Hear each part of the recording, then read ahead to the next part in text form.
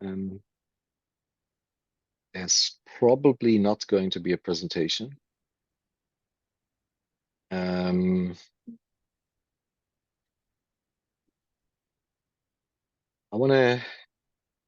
think tomorrow is our last session, right? Is that right? Yeah. Okay. So what I want to do tomorrow is that each team, is everybody hearing me? I'm not seeing so many people here. Oh, sexy, Ruben. Um, um, I don't have a shirt on. Shit.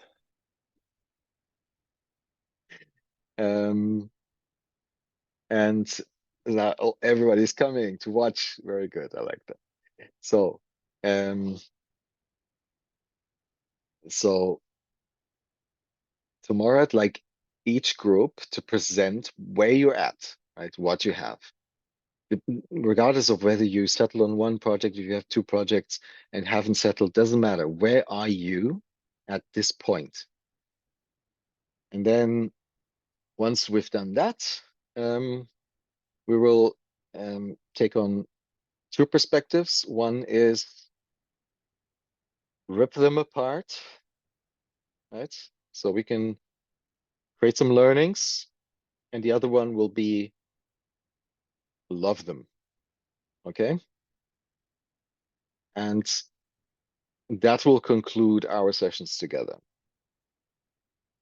So with the knowing that, I'm going to create breakout rooms now and give you 5 minutes to discuss in your groups, how do you want to use our time together today in order to get the best out of tomorrow's session. Okay?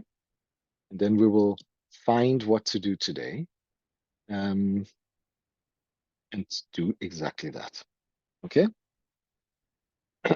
So let's meet back here in about 10 minutes, 5 minutes or something. I'll close the rooms in when I think it's right, and then we see where we are. Cool.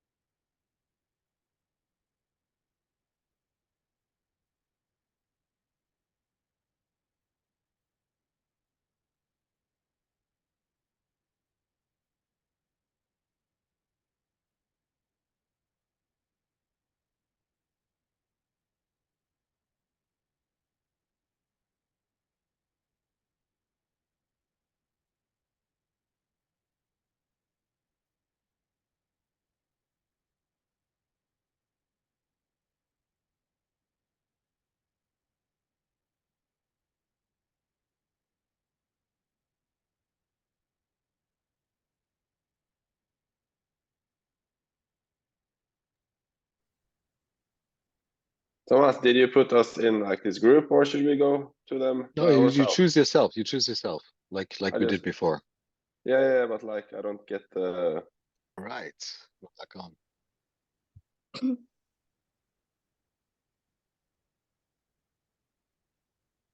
This is an interesting stream today. Ruben is stressed. That's unfortunate. At least with Amelia. And what plugin are you using, Emily? Or is that I'm wearing a 24K gold mask. That's beautiful. Yes. Thank you. Yeah, really cool. Really cool. You can look at it as like a birthday crown, if you will. We have to sing your the birthday song. It's your birthday? It's my birthday. Happy birthday to you. Wow. Happy birthday to you. Happy birthday, dear Charlie. Happy birthday to you. Wow, that was beautiful.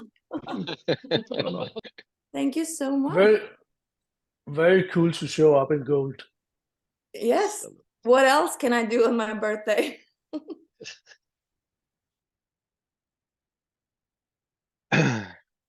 Beautiful. Okay. So are you having a happy birthday? So far, so good. So far, so good. Okay, let's make it happy. So what have you got? Feng, do you want to begin? Yeah, okay. Yeah, we talked a little bit about that. Sure, we do have the project and we do want to work with it and get it rolling and get something for tomorrow. I think we will anyways, after the time that we will have today with you, hopefully.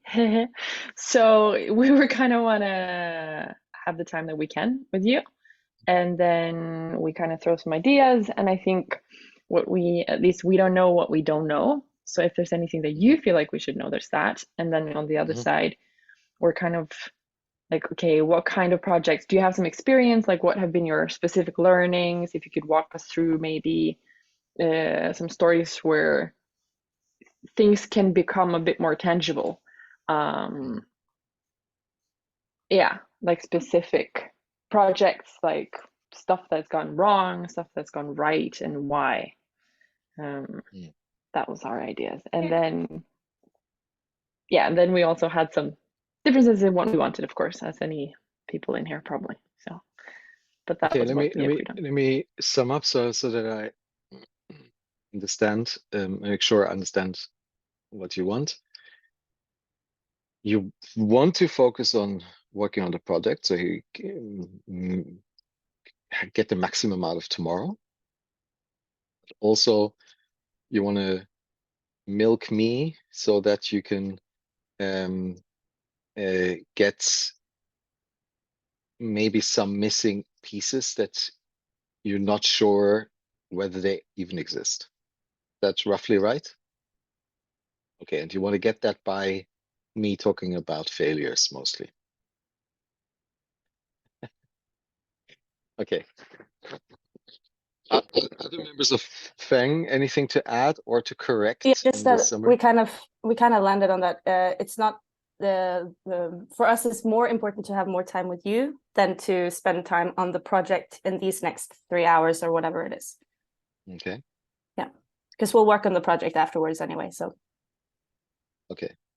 Okay, understood. Thank you. Fellowship. All right.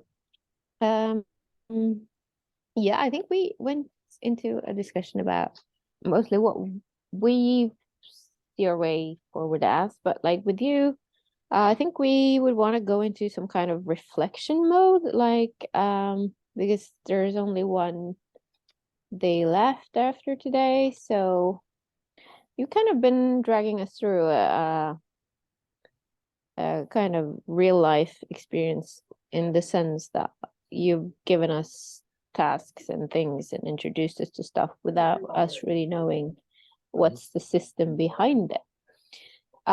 So maybe you could, for us, with us, reflect on your intentions. You've said something about it along the way, but like, what is it you are trying to do? What is your view on things? How, like, through this education program, what is it you are trying to convey? What is it you are wanting to bring us into? Because you're obviously wanting to bring us into something. Okay. Okay. Fellowship, anything to add to that, or that's okay. Then let's over to Outlet. Head over to Outlet. Who wants to go?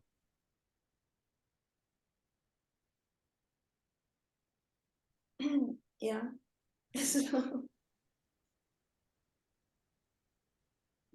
Yeah. Okay. Yeah, no, that's why I saw that you unmuted yourself, so I thought you wanted to speak. But yeah. We were talking about like how much we got out of the tools you gave us yesterday, especially tool like the first one. So maybe getting some other tools that can help us view, maybe get new perspectives on our project, or move the project along, how to, like, I don't know, view different points of views. Yeah, but we really liked that tool yesterday, so maybe something along those lines. Yeah,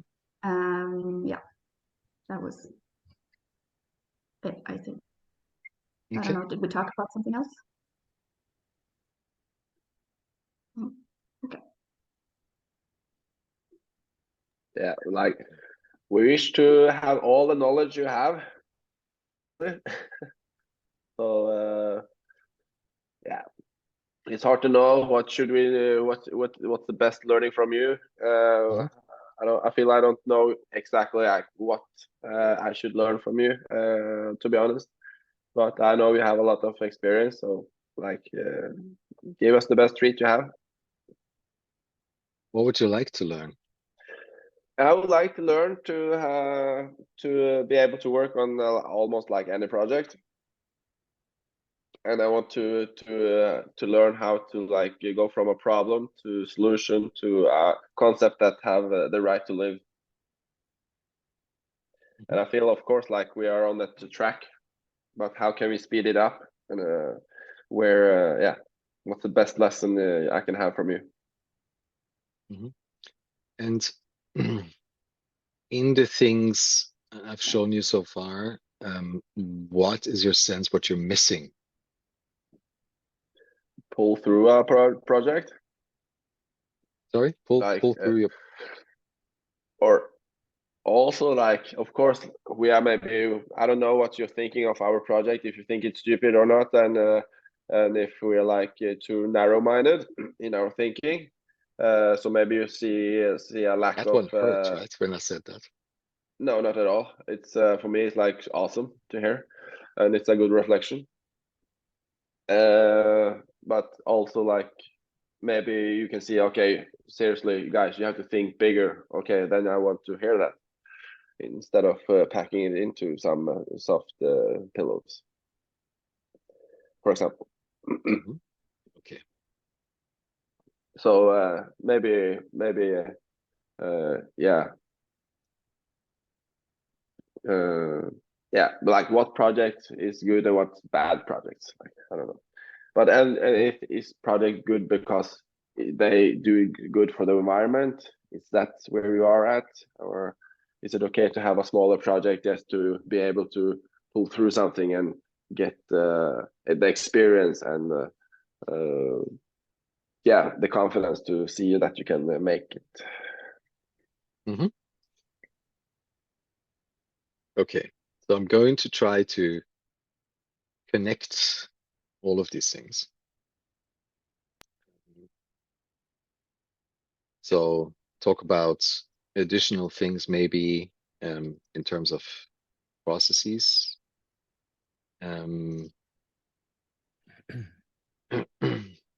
Talk what I want to get out of here.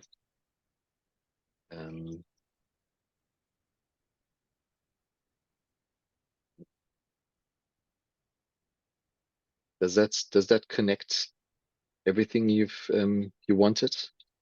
If I just go into a monologue on these things, maybe that's a good thing. I'll just go into a monologue, and then you stop me whenever you're either bored or confused or both. Yeah. And then we change direction until we're done. Lars, what's you raised your hand. But I hear somehow doing the reflections of the students on the first slide you showed, Thomas. You said it's putting our minds and spirits into become entrepreneurial activists.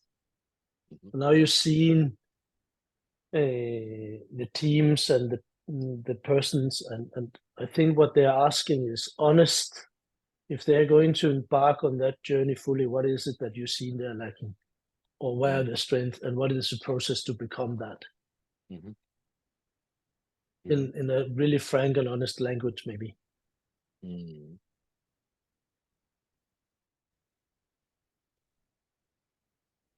All right, let's try.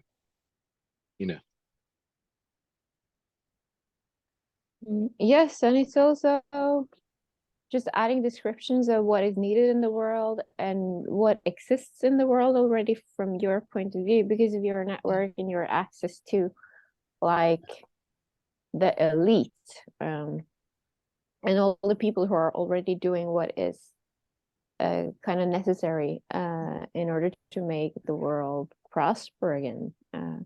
Just share, if you could share from that point of view, because I think that's a level we are not always in touch with in the same way that you are. Okay. So here's a proposal, and you tell me whether that might be useful. I'm going to talk a little bit about my personal journey, and try to tie that into what you're asking for, because I think that might make some things clear. Is that helpful? Do you think that's helpful? Okay, so I'm going to start, and if you get the sense that it's not helpful, just tell me so, because I don't need to talk about myself. I have no special interest in doing that, but if it helps, I'll do it. Okay.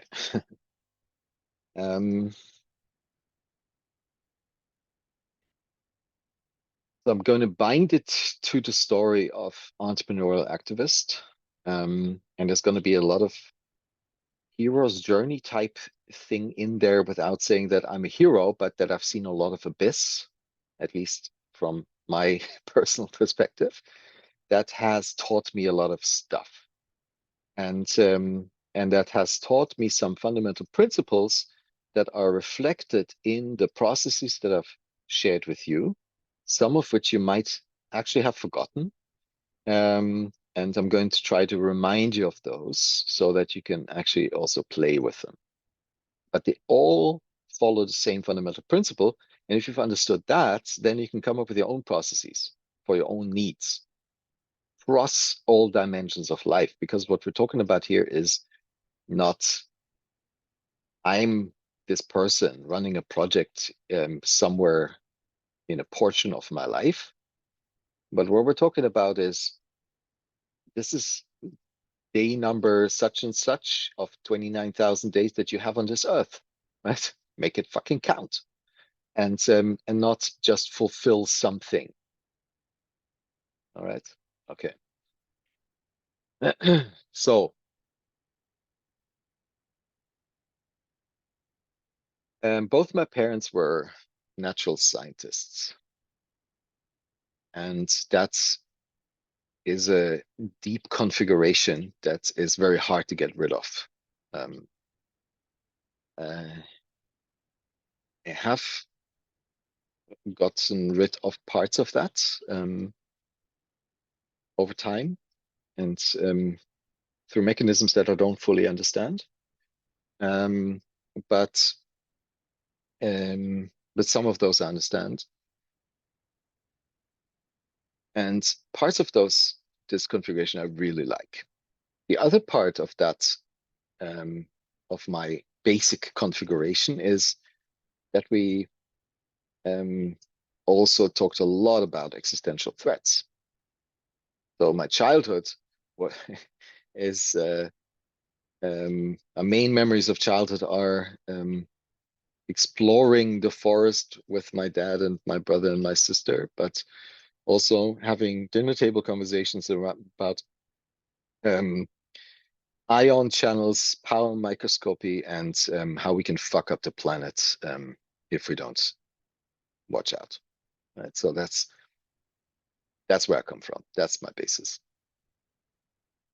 So that's that activity entailed that we moved a lot. I was born in the US. I grew up, spent my childhood in Switzerland, then my youth in Austria. And that switch particularly was something that changed me fundamentally, because we moved when I was around 10, and I didn't, up until then, I didn't uh, somehow make a distinction between me and the world. I was just floating in the world. It was just, everything was really nice and cozy, and everything was beautiful. And of course, I did a lot of had a lot of adventures and explorations and all of that. But suddenly, when we went to Austria, the world seemed to be this other thing, and I felt that because the kids at school, they really didn't like how I spoke. I was speaking a German accent from the 70s, actually, that my parents exported in the 70s when I went to the US. And I didn't know I was speaking in any different way. Right? I was just having in Switzerland, I was just having conversations with my friends, and I was really surprised one day at school when there was an option of being taught between you could choose whether you want to be taught in Swiss or in German. And then the each of us had to stand up and say what we want. And when it was my turn, the teacher said, "Well, for you, it's not a question." And I was totally confused because I didn't understand. Right? It's seriously, that's how oblivious I was to the difference between me and the world. It was just wasn't a thing. But then the Austrians made it really clear that they really disliked how I talk, and with that they dislike me. So the way high school is structured in Austria is that you spend the first 4 years in a class with the same peers, and then there's a switch because you then choose some subjects, and so you have a new configuration.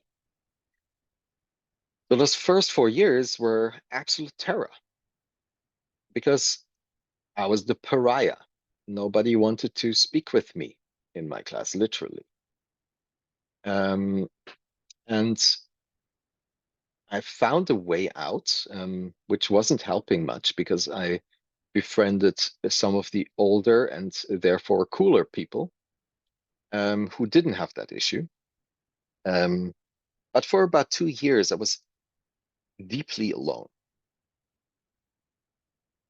And that hurts a lot. If you've ever experienced something like that, that hurts, really hurts. But it also gives you an opportunity. And please notice, I'm going to go into this opponent processing all the time, right?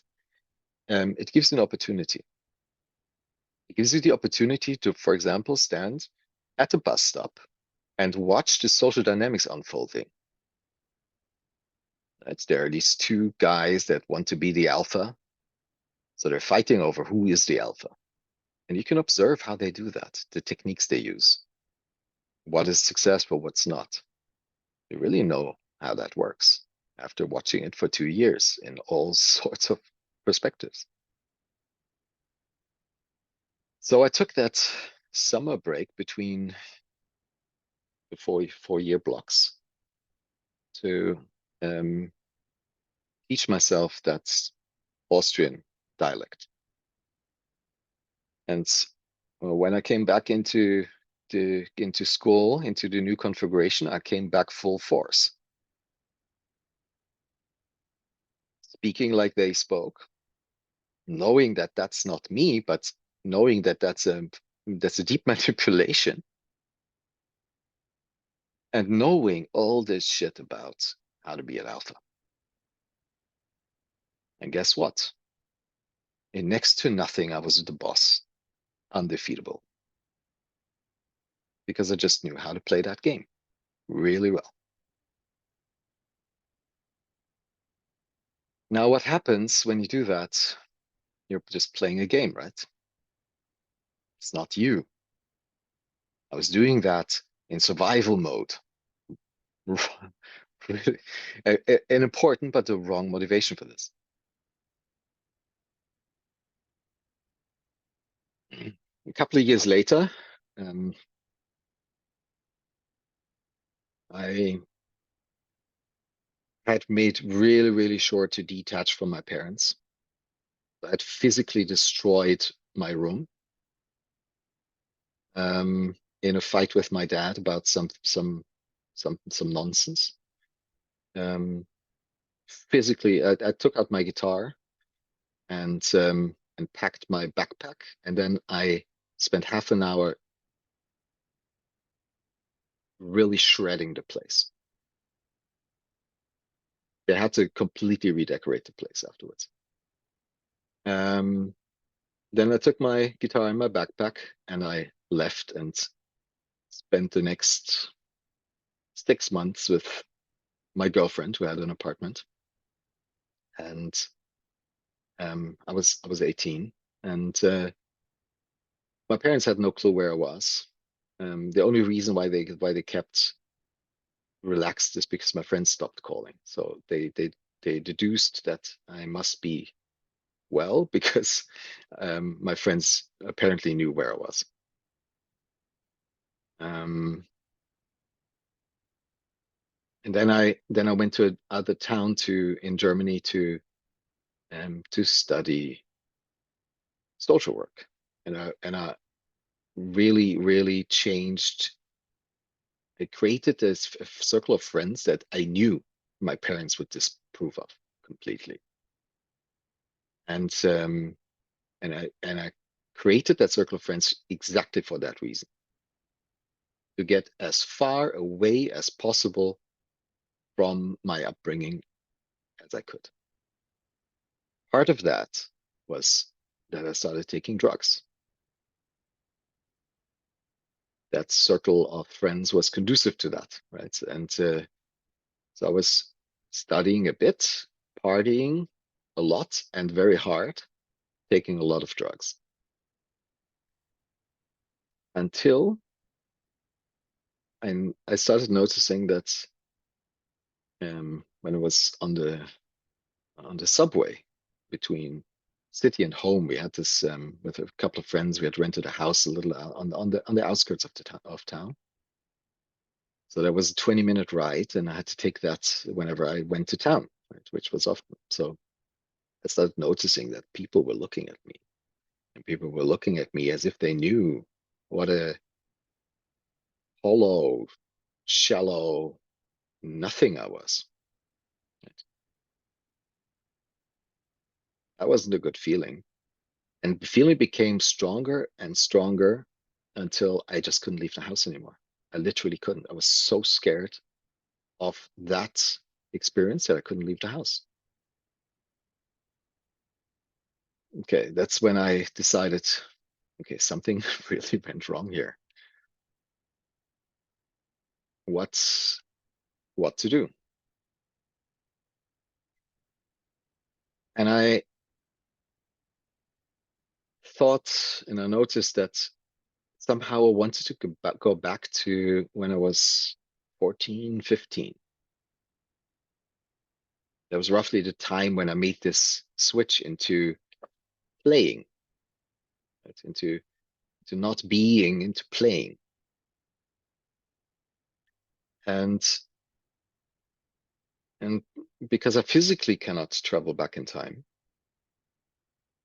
I decided, okay, I can travel back in time mentally and emotionally. And the way I did that was by reading all the books again that I read when I was 14, 15. It took a couple of months during which I didn't leave the house, not once. And luckily I had my girlfriend and other friends to support me through that time. But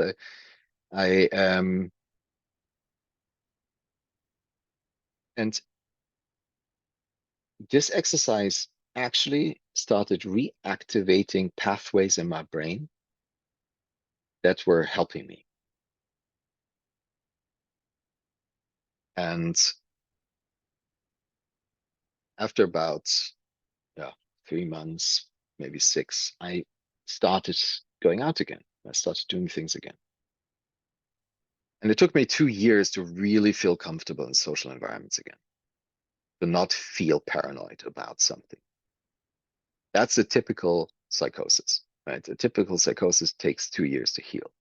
So probably I had a psychosis. I don't have that on paper, but it's very likely.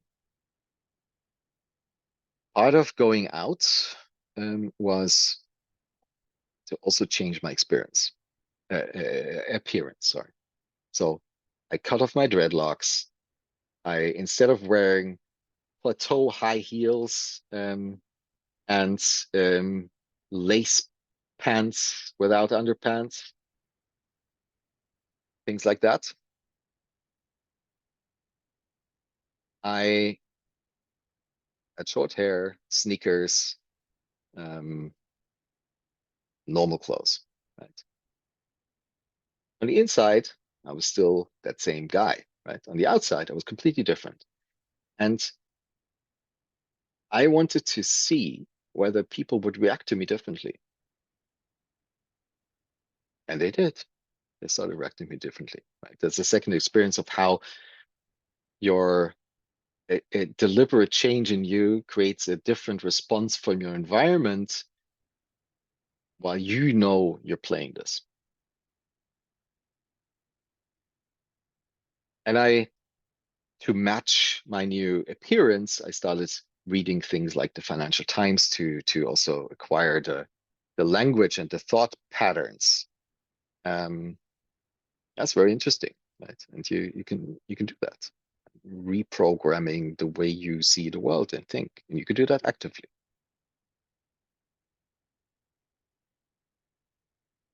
Then, shortly after that,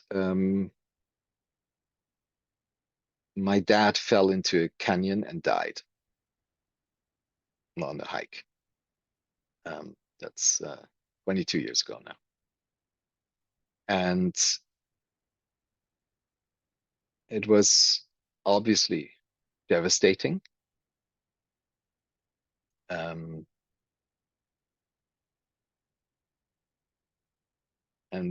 maybe one day I'm going to do a little road trip movie about this, because my brother, my sister, and I gathered in France where that happened, where my mother was alone. I can go into full graphic detail about all of this, but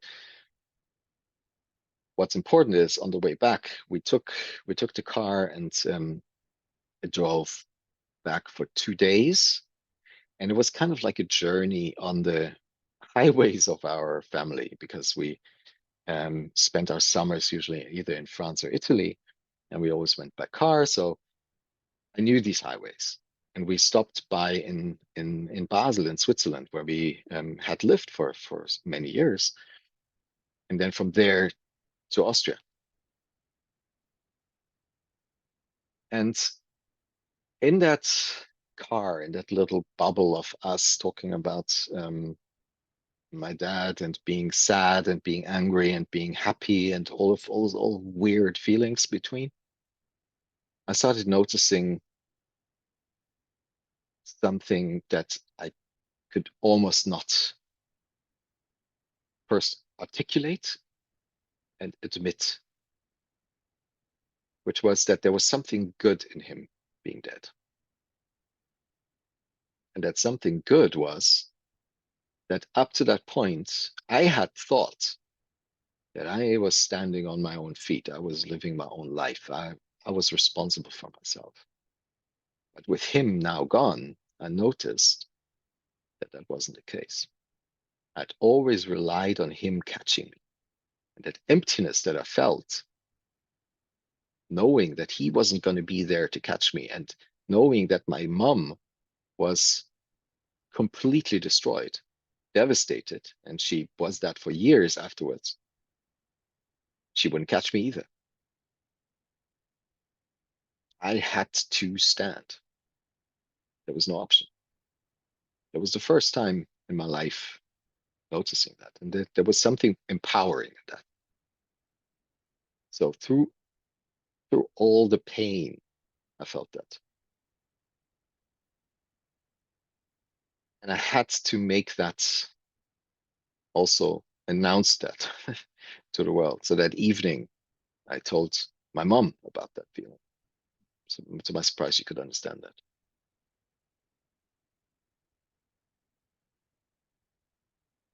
In the winter after that, maybe 2 winters after that, I'm not sure. I locked out of the world again for a couple of months. And I was sitting in a room in a house we had again rented with some friends, and had this corner room, all windows, and I was all immersed in nature because everything was green. So I had my candles on my huge windowsill and nature, and I was just looking out there. That was my job for like 3 months. And I wanted to get to that thing that I thought is the core of me, right? Because I knew how easy I can change the shell. Right? I've done it a couple of times. So I wanted to get to that core, to the actual me. And that felt like a process of purification, right? You wanting to be more pure and finding that core. Okay, so how do you become pure? So I told myself, I'm always going to live in a way that everything I do can potentially be published to the entire world. So that's the categorical imperative in action. Right? If I want to do something and I feel it's wrong or feel I might be ashamed of it or something, I need to think one step further and ask myself, okay, if you really do this and it becomes known by everyone, would I still do it? And sometimes the answer is yes. Sometimes the answer is no. That doesn't mean I'm walking around telling everybody everything about my life, but anybody can ask me anything and I will answer. And it also meant, as a consequence, I had to realign my social circle. I had to say goodbye to people. Because it just didn't fit that, what I couldn't articulate, but what I could sense, what I thought is me. So in a way, beginning with that process, not ending, but beginning with that process, I started building myself up from the rubble. That's what it felt like.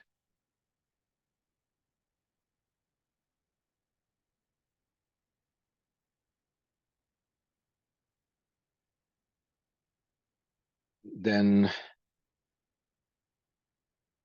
many, where do it go now? Yeah, maybe oh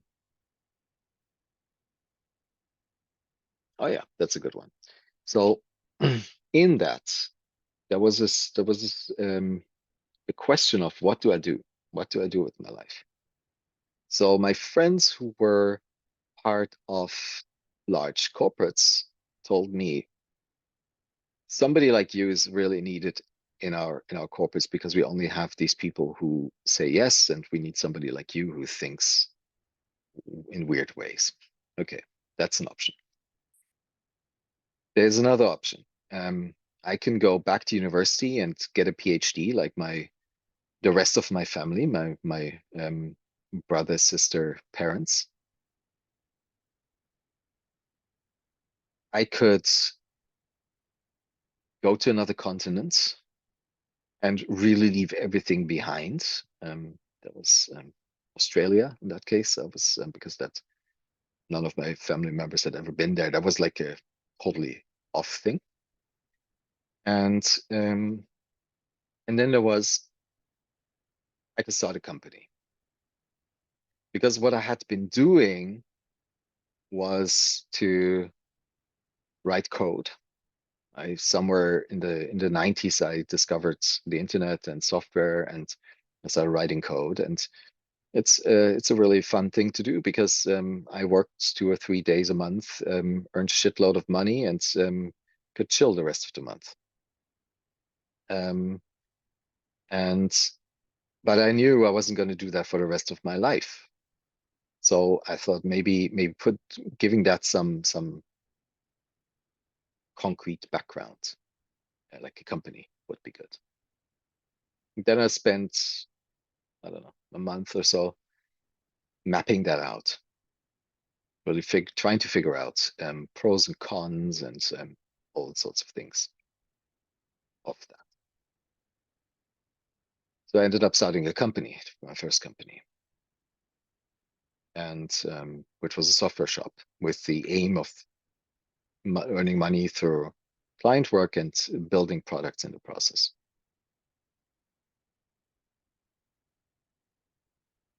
So that did not work. That company worked as a software shop, but it did not work to produce any product. But that's what I wanted to do, really. Also, I was still very sad that I never had the guts to really do what I wanted to do, is become a rock star. And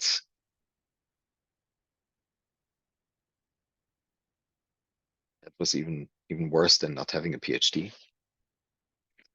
So I had to work through that at the same time. But in that time, I found myself in a meeting because we were building software. So I was in this meeting in Frankfurt with 2 central bankers. One was Ernst Welteke. He was the head of the central bank in Germany at the time, and Bernard Lietaer, he had been the head of the central bank in Belgium, and one of the people who created the introduction of the euro, who architected that. And that gave me the first really deep insights in a series of insights of how the world actually works, which is that the question of how money works. Because these 2 guys were trying to come up with an alternative currency model somewhere in Germany. And I was there because they needed a software platform for this. And my mind was blown because these are 2 high finance guys, right? They're central bankers. They're in the church of money. How can they come up with a new currency? How's that even possible? And Bernard explained all of that to me. He was a real good teacher.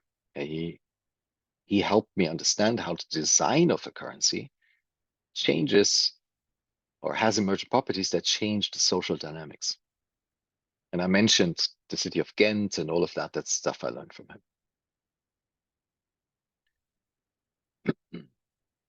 So while I was running that company, also at the same time, I was trying to figure out, what do I do with this knowledge? And what other things haven't I asked? Right? It was so embarrassing that I had never questioned the nature of money. It was just a thing I knew that we needed, that was seemed to be flowing in the wrong direction, that I wanted to make a shitload of to put it in the right direction because, well, but I'd never questioned the nature of it. And that was embarrassing and freeing at the same time. And I wanted to find more of these things that are fundamental, are generative functions of how we work as a society. And how and that have emergent properties that lead to the way we do things that might not be so good, right? We know that things aren't that good.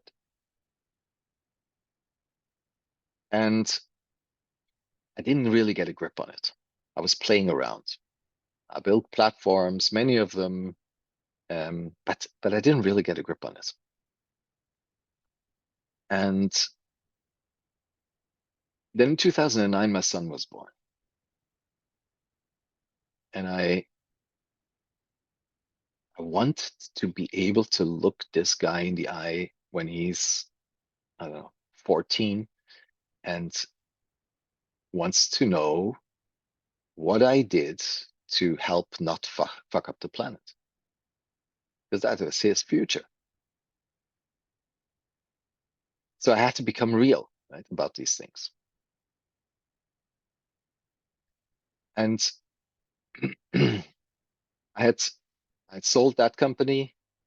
I had started some other startups.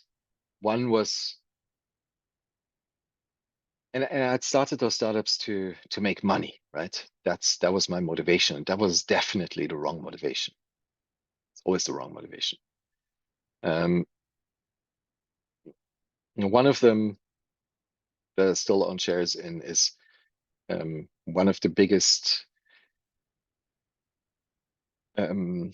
localized mobile ad providers in Southeast Asia, serving billions of ads all the time.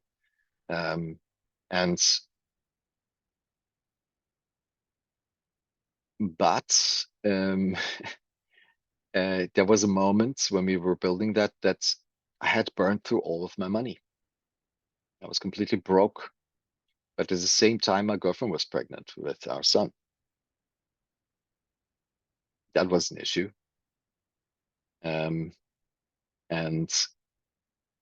so I did another wrong turn, which was become CTO at some company. So this is the only and first time I was ever employed somewhere. And for 2 years, I was CTO, exploiting myself to create a living for my family, which I could have done so much more easily with consulting or coding. And I still didn't have an answer to what am I doing to be able to look my son in the eye when he's 14. So I left all of that and started the only thing I really knew how to do, which is start a software company. But this time I had learned that you have to be really, really rigid in the question of how to, that you want to use this as a platform for building meaningful things. This is why this time around it's working a little bit better than the first time. Not entirely. We've built about 20 to 25 unsuccessful products in the last 10 years. But we've built 4 successful nonprofits. So the for-profit part isn't working all that well in terms of products, but the nonprofit part is working pretty well. And while I was spending time with my son, which by the way, I was doing a lot of, so I'd made myself a promise that I would spend at least 2 afternoons and of course the weekend with him.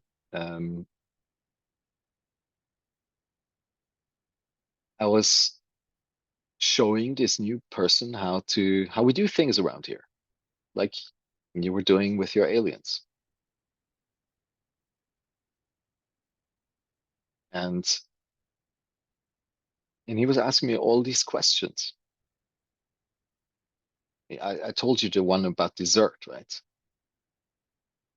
That's just on the surface, right? He all sorts of questions. I remember one day, he was maybe 4 years old or something. We were having dinner, and he said to me, "Tomorrow I'm going to kindergarten by myself." And I said, "Okay." And he was stunned and scared, right? Oh shit, what have I gotten myself into? And then he asked, "So what do I do if I get lost?" "No, what do you want to do?" "Well, Mama told me I cannot talk with strangers." "Okay, but what if you really need help? Do you think you can pick out a stranger that you want to trust?" I said, "Okay, probably can." So then he continued thinking, and he said, "But what if that person's also lost?" "Okay, well, then there's two of you. You can ask somebody else." I said, "Okay, but what is if everybody's lost?"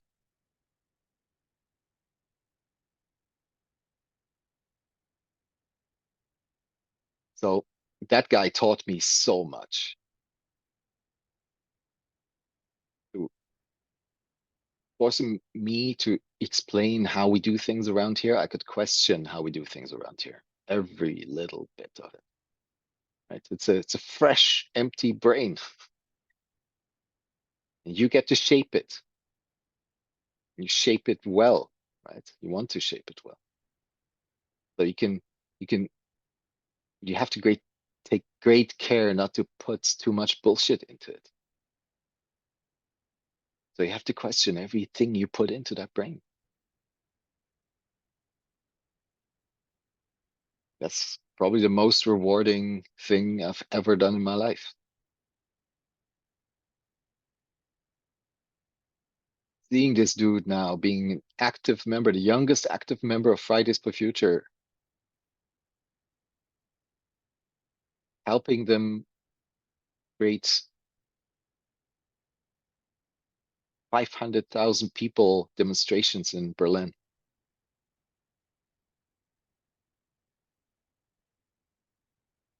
That's just the tip of the iceberg of what that guy does. But so, and I'm really looking forward to doing the same thing with his new sister. That's going to be another birth for me, showing a new human. How I now think things happen in this world.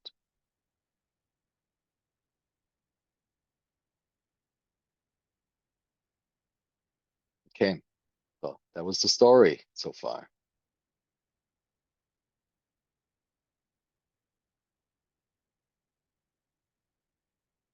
You also asked to do a little bit of synthesis on this. What I see how it all functions and how and what needs to get done.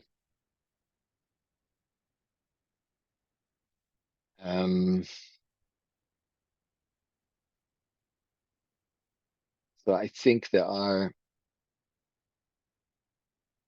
very, very few but fundamental things I know to be true for myself and my perspective. And I've shared them with you before. The one dimension is how do things work, which is this graph, you remember? Money, GDP, energy. And that's locked in by politics and the economy and the social sphere, which connects it all. and how that because of the way we have designed our money is leading to exploitation of planet and people by the necessity of growth, and that we cannot shift into a minerals economy or away from fossil economy unless we find some really, really drastic inventions in the next couple of years, and it's only a couple of years. And that's a really dangerous game to play. Because what if we don't find them? And there's no guarantees, right? There's just probabilities, and I wouldn't assign a high probability to that. And then the other thing I know is what you've also gone through is that whenever somebody dreams up how they want to live, they arrive at roughly the same thing. Like roughly everybody wants to live in a place close to nature or in nature with nice people around you, mutual supporting. And then you want to have this either Victorian monogamous or polyamorous, right? On that scale, or you want it with no tech or high tech. And I bet if you really go deep, you will find that is your idea or your dream of the future fits somewhere in there. And that's what I know, that we all have something very, very similar that we want to do. I also know that that's probably not true for about 2% of the population, all the socio and psychopaths. And I also know that the current system is upregulating those. Right? So we have 10 to 20% psychopaths in leading positions, which is an issue. So it's they're overrepresented.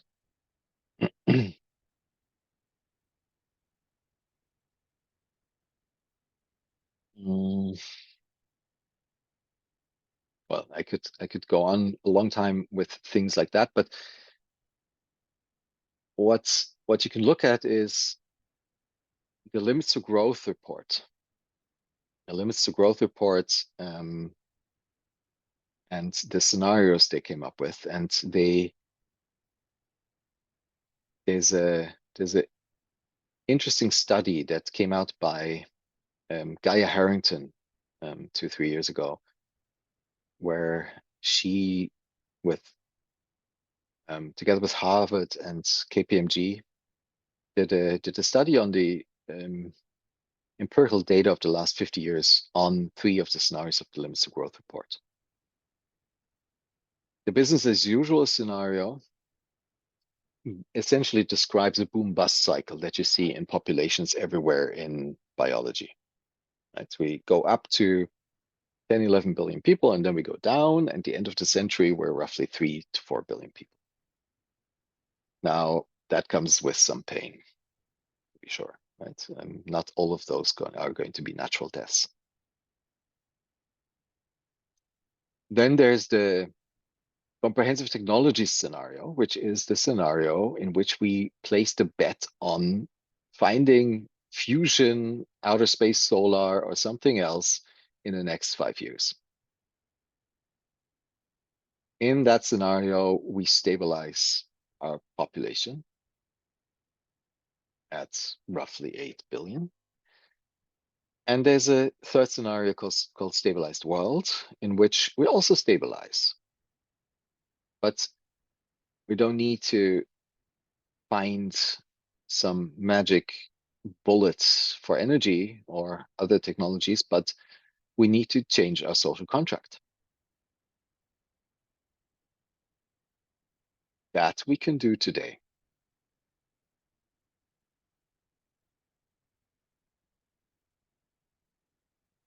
We don't have to wait or hope. We can just do it. So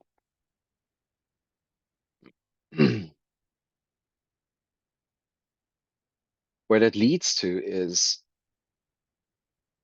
the current system, the way it is configured right now, will end. There's absolutely not a shadow of a doubt about that.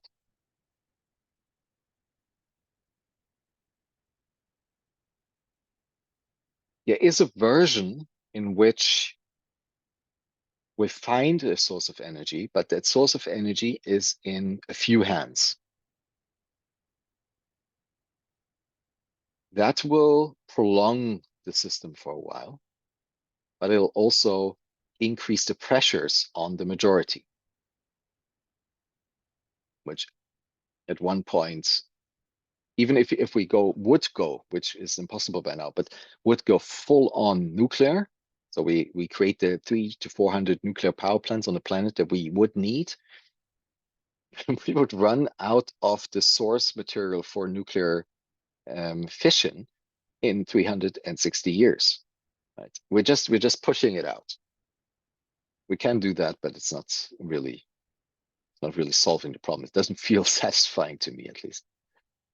So, and fusion, you need so much high tech for fusion. You need enormous inputs in energy to get the fusion reaction rolling, that this is something that not everybody can pull off, right? This is not something that you can distribute easily. So it will, by definition, be in the hands of few. And that's the ownership of that will be not even be measurable in terms of money. That's the ultimate power, right? And power, as we know, corrupts. And ultimate power, absolute power, corrupts absolutely.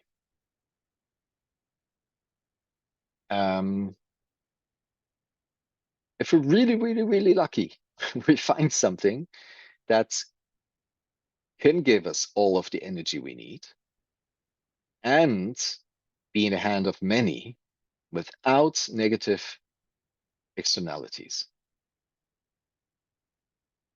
I really have a deep hope for that, but I assign 1 per mil to that probability, roughly. It's very unlikely. So I'm putting my bets on something entirely different, which is going beyond the mineral economy and rewriting the social contract at the same time. So give you a concrete example, I'm just currently exploring a roof tile company. Did I share that before? With the clay?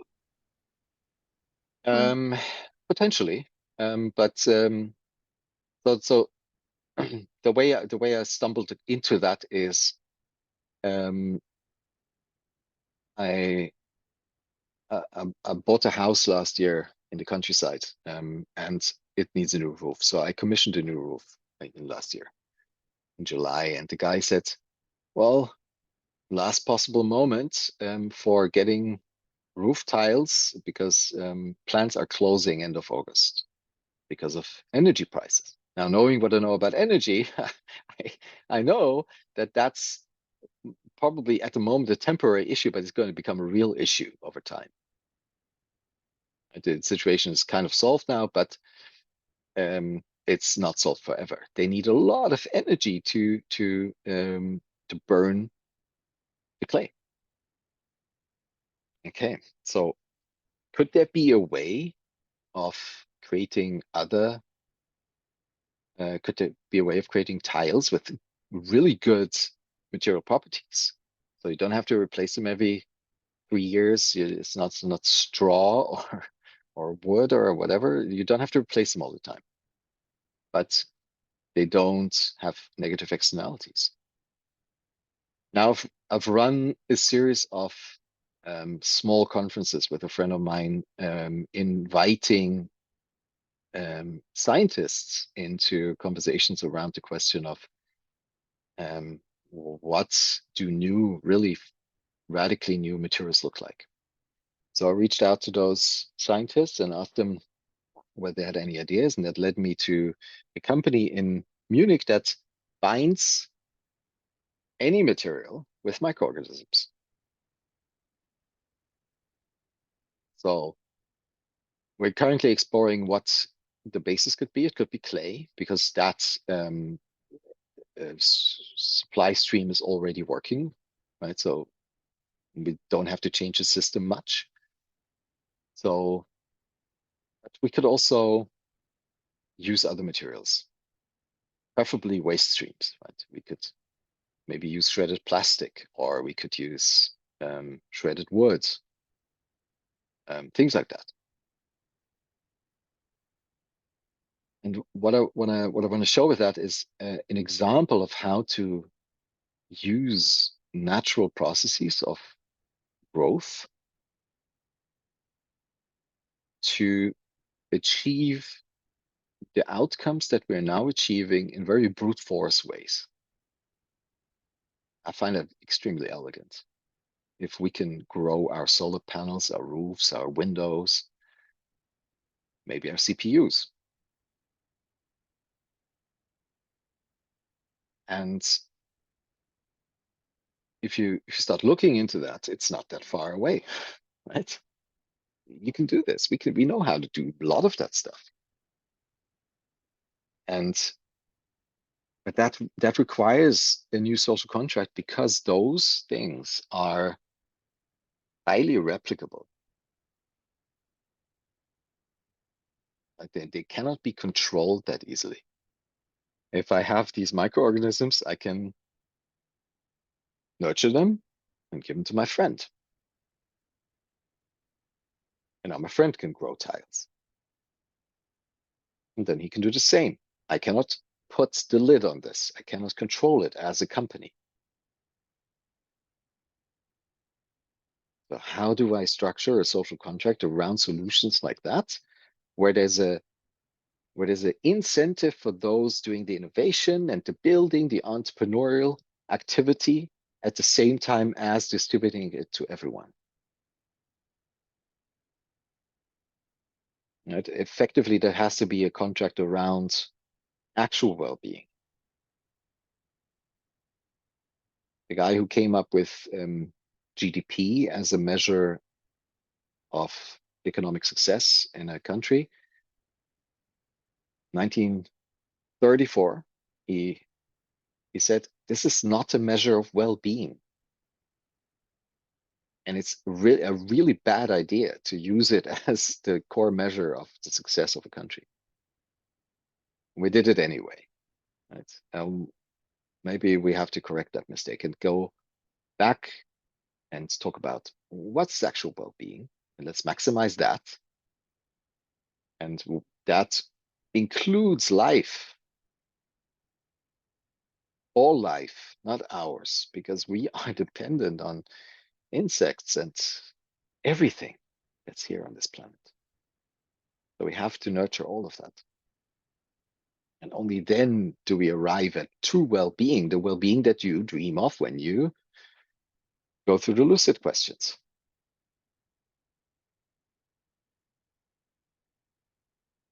So how do you do that, right? You for a long time, I struggled with playing game A and building game B at the same time.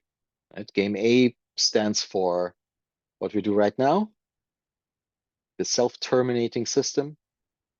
And game B stands for what are we going to play afterwards?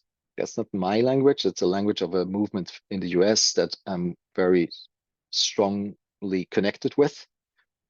But it's a very useful language. How do you, while you still need to go to the shops to buy this stuff you eat, you need to play game A, no doubt. But how do you get out far enough so that you can really start playing game B? I don't have an answer, but I'm working on it. I'm always continuously working on it. I find myself in the comfortable situation that I have multiple places for my family to ride out the storm if needed, and the ship to move between those places. And those places are big enough and embedded in nature so that we could actually grow everything we need. And embedded in communities where we nurture the mutual support that is needed, because we cannot really grow everything. We could, but we don't know how to. Right? We need other people. So building all of that, that's what I consider to be the task at hand. That's also what I call being an entrepreneurial activist. You're moving into Horizon 3, you're changing the paradigm, you are actively pushing forward the phase shift. And you're cleverly using the mechanics of Horizon 1 or Game A to do so. Right? How do we effectively steal from Game A to build Game B?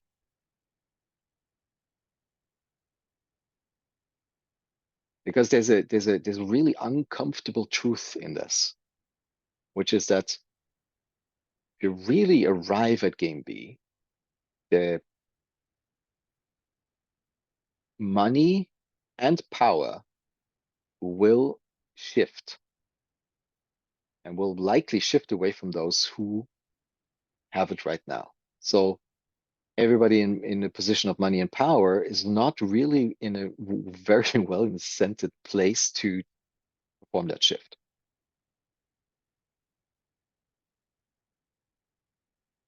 But there are people who see that. So we're actively speaking with people who are putting hundreds of billions of dollars on the table to build that shift. It's out there, it's there, it exists. You can do it. Surely going on that path doesn't make your life easier, but it definitely makes it much more fulfilling. I can promise you that. Okay. So now mapping that all onto processes and models. I've started with my personal journey because I hope that there are two things that come through this. One is, if you don't do the work on yourself, you will not be able to take that journey. And that requires time, effort. Not easy, and it's not fun. But if you don't do it, there's no way you can navigate this. And this is why I offered you these things like the alien in terms of replacement of a child. You don't have children yet. Make some if you can as quickly as possible so you can get that learning. But in the time being, you have to do with your alien.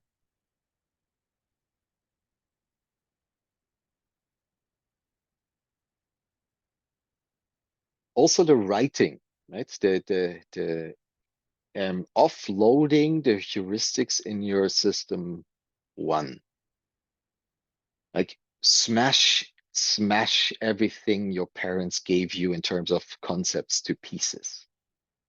Right? Please avoid getting into a psychosis, right?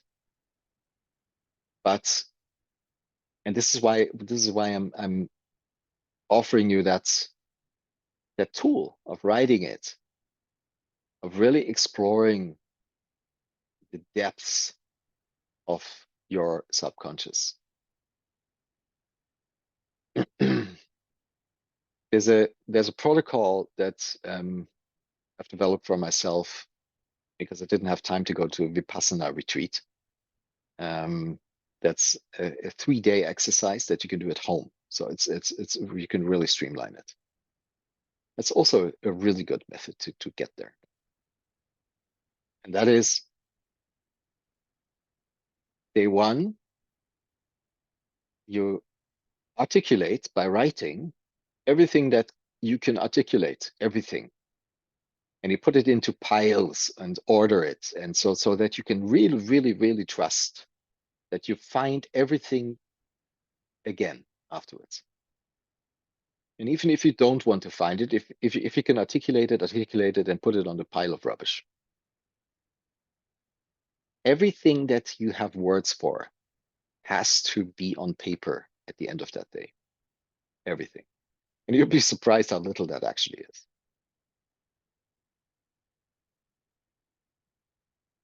Okay.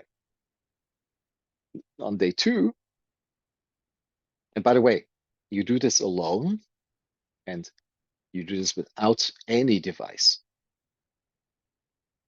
You're allowed to use everything you need to satisfy your bodily functions, but no cell phones, no internet of any way, any kind, no TV or something like that, nothing.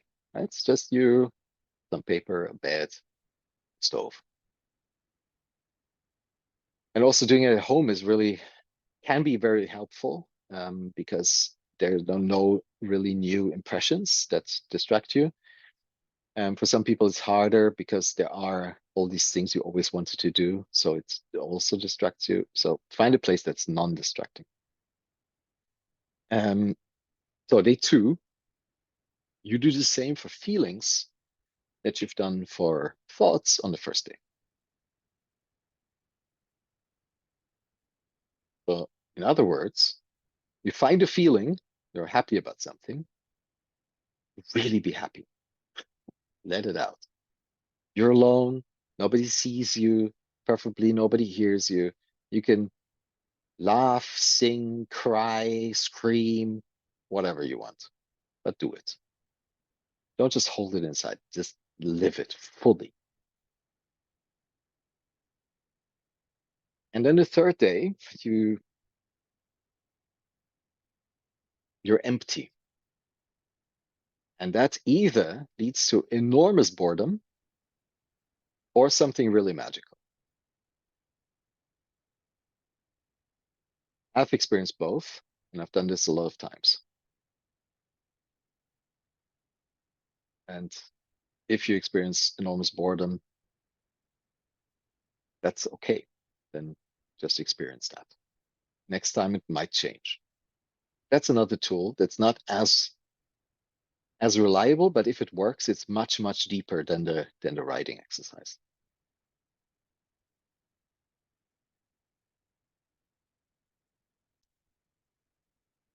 But they all function based on the same principles. You decenter, you change frame, you change perspective, and you articulate, you express. And the 3rd principle of this is you iterate. You don't only do this once, ever.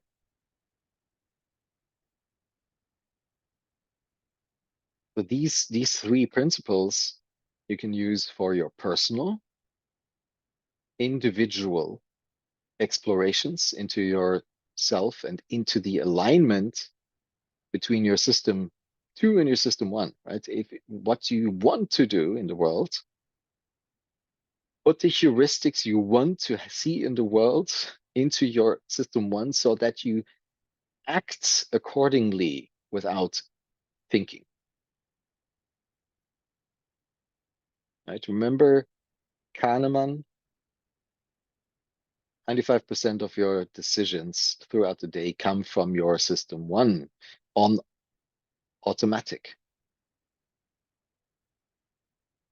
And they were put there by your environment in the first 7 years of your life. Now, if you want to be a person who automatically does what you want to do in the world, you need to work on that. You need to replace those. So first, you need to get a grip on them, get them out, make them visible, decide, do I want to keep this or not? Like a proper cleaning. But there's a danger in this. People can go into spiritual emergency mode in this. So your brain wants to hold on to something. It seeks truth, even knowing there is no such thing.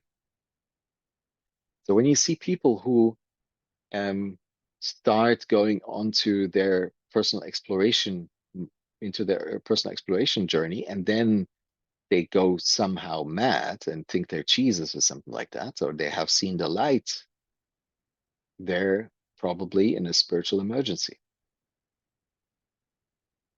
Because the brain is clinging onto something that somehow explains the world to them. Because they just emptied it. And it needs something, it needs a scaffolding. So what you have to do at the same time, you have to provide that scaffolding. And that scaffolding happens by really, really making present and clear to you what is it actually that I want and need to do in the world. Like, this is what we do with Paul Talks and Lucid, really bringing home what is it that I use my 29,000 days for. Because from there, you have now the at least canvas for the heuristics you want to have in your mind. Right? So you have to do that at the same time. As you surface the old stuff that you don't want there anymore, you put in the new stuff. One way of doing that is by making sure that the first principles of what you believe needs to be done are visible to you all the time. So if you spend a lot of time in front of the mirror, write them onto your mirror. If you spend a lot of time in the kitchen, write them all over your kitchen wall. If you spend a lot of time on your phone, put them on your screensaver and desktop of your phone. All things I've done. Not the mirror. I don't spend so much time in front of the mirror, but the kitchen. For years, I had my kitchen plastered with messages to myself.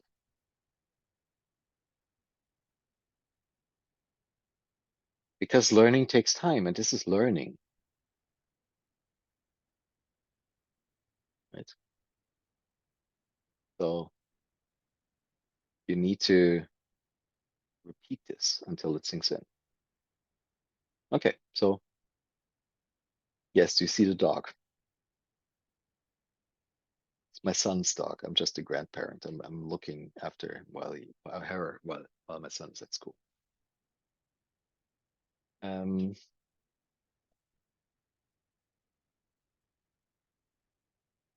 So these are the principles and the methods that you can use for your own personal alignment.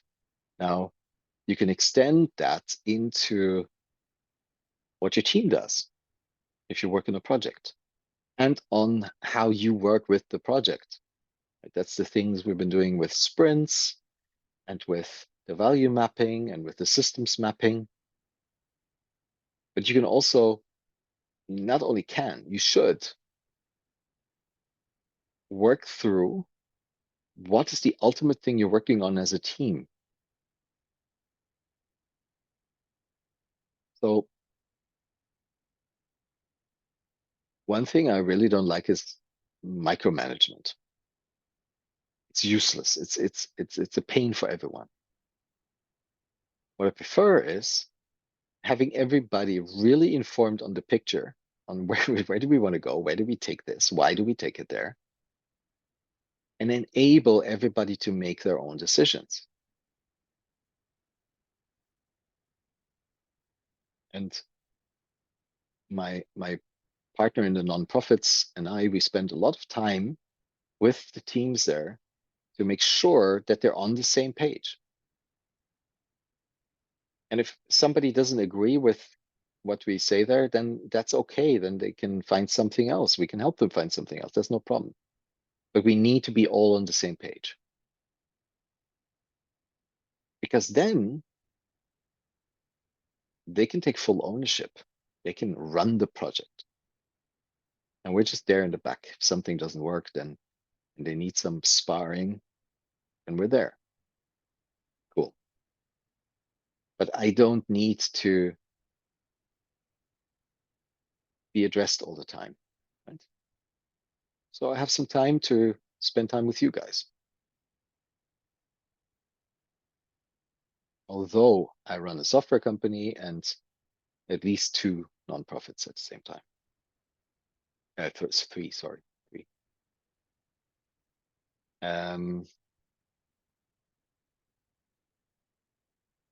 Okay.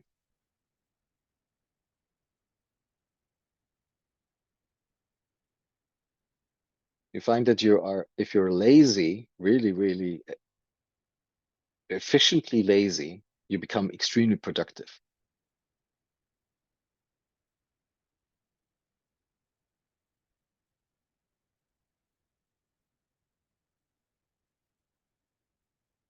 Okay. So I think I'm at the end of my wits. And we're 36 minutes past your well-deserved break.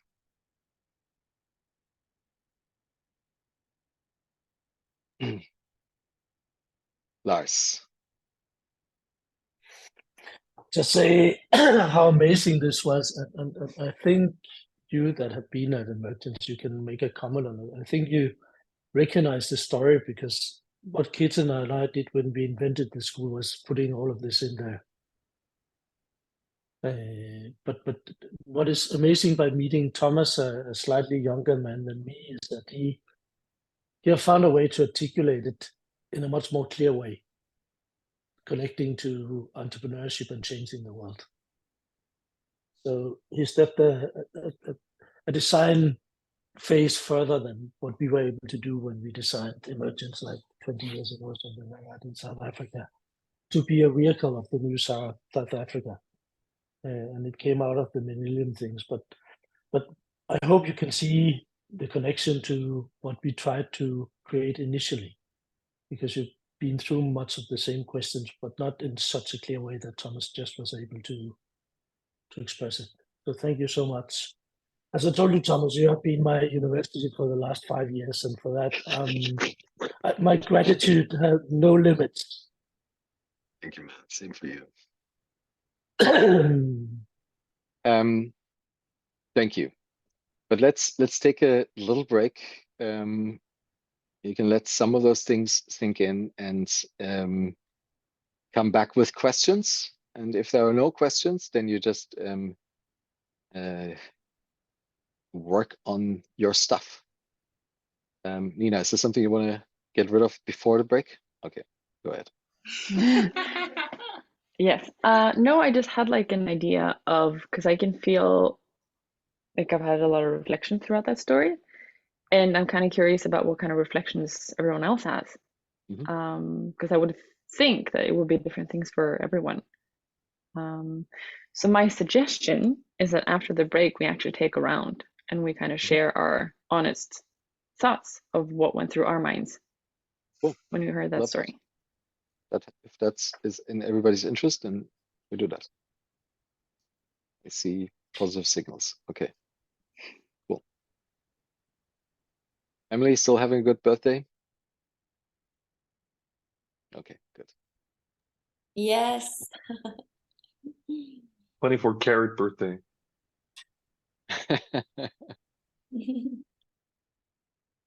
Okay, so grab a coffee, go for a jog, whatever you need to do, and see you back in 10 minutes.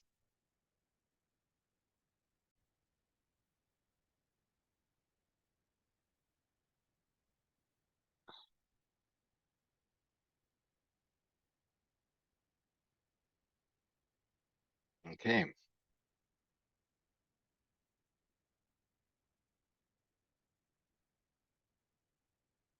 So Nina has an idea of what we could do. And I just want to ask, is there anything else that has come up that we should address? Or should we start with a round like that? My sense is that we will use that hour for that round. So that's that will be our decision.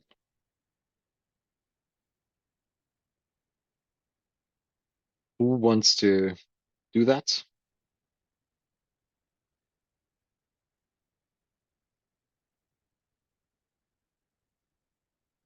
Emily is not sure. What would you like to do? No, I'm up for it. I was just, are we going to like comment on that, on the whole story that you told, or was it something else? I just wasn't sure if I misunderstood. I would interpret it as whatever came up for you. So I know for a fact that I'm not the only one in the room who can tell a story like that. Right? So this was just a canvas or a representation of what people can experience and how that changes you. Your stories are different stories, but they do something similar to you. So if something like that comes up, share that. I don't need this to be about me at all. It's about you, right? It's about what you take away from all of this that we do here. Yeah? Does that help, Emily? Yeah? Okay. Nina, you raise your hand. You're muted. At least we're not hearing you. Oh, I'm not hearing you.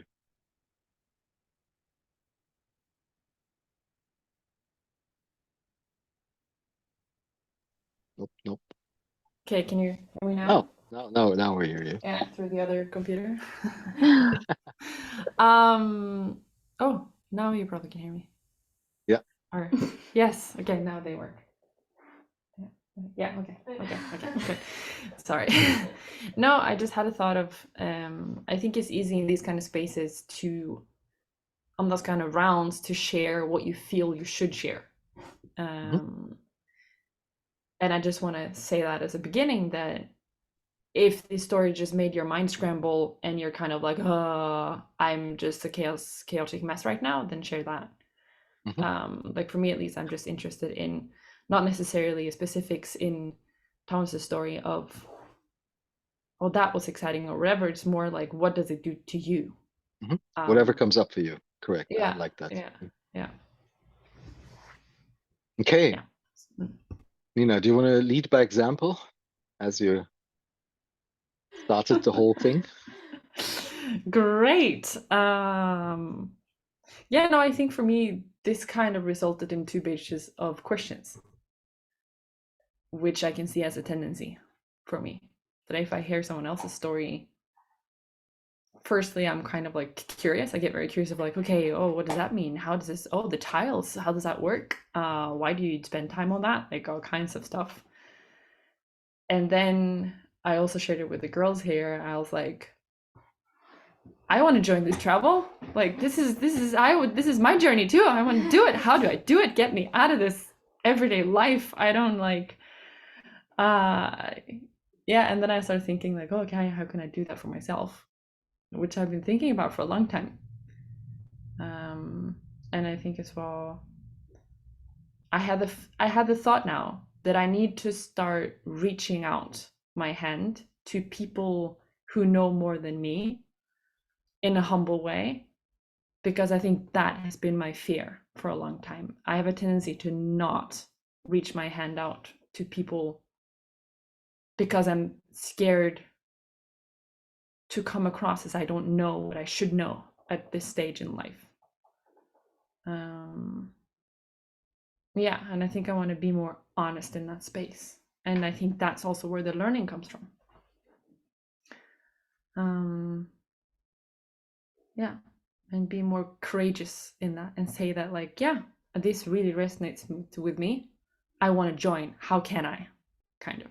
And that's okay. If then some other person says, no, you can't join, this boat is full, then that's also okay. And then you need to figure it out. But yeah, and then I have 2 pages of questions. And a lot of very half-assed, like, children, ? 2 lines underneath. So yeah, it's just a lot of thoughts and ideas and stuff in the air. I would love to have a conversation on each of them, probably with all of you guys. So yeah. Cool, very nice. So first of all, this is to all of you, if there's anything you'd like to discuss with me, then just reach out, we'll find time. And who wants to build on that? Who has something that connects what came up for you and what came up for you while Nina was speaking? Who wants to go next?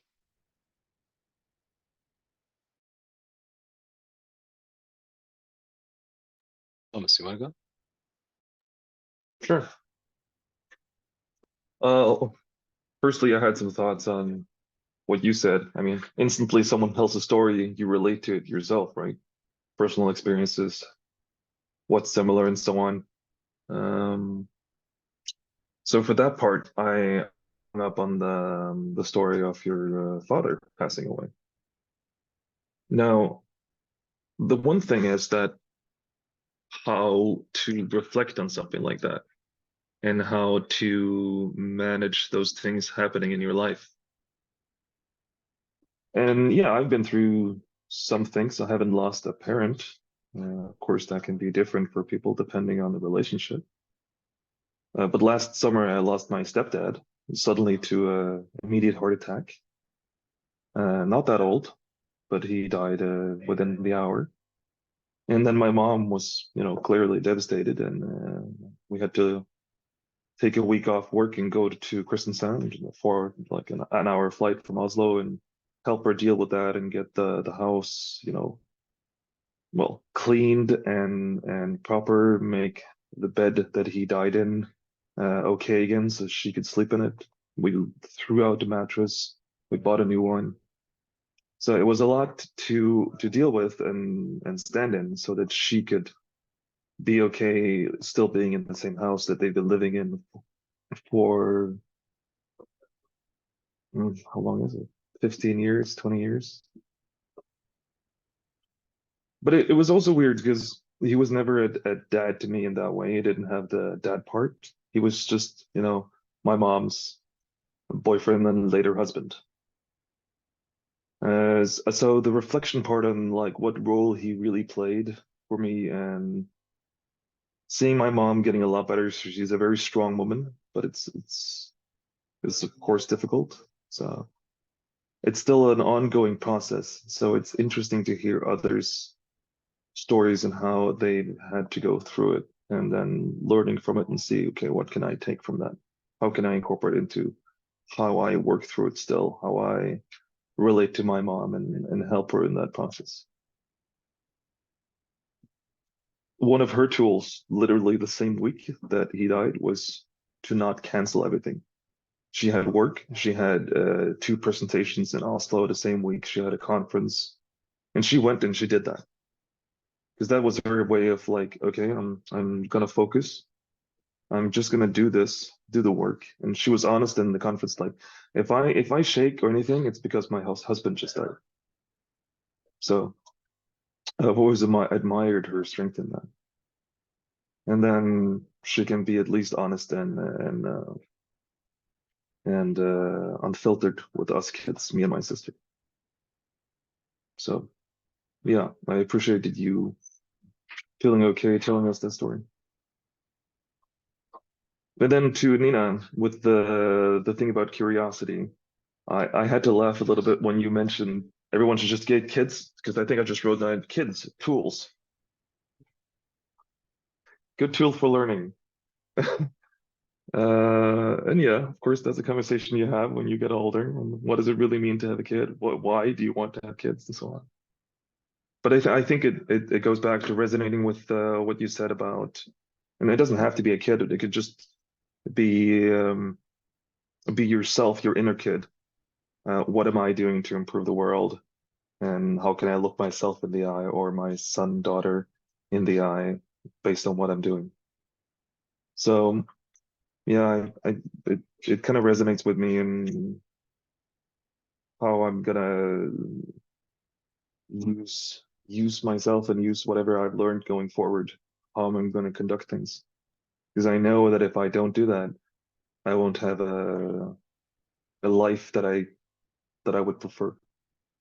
Mm. I agree in most part. I disagree in that you can replace a child with your inner child. There are some things that you simply don't know until you know. Sure.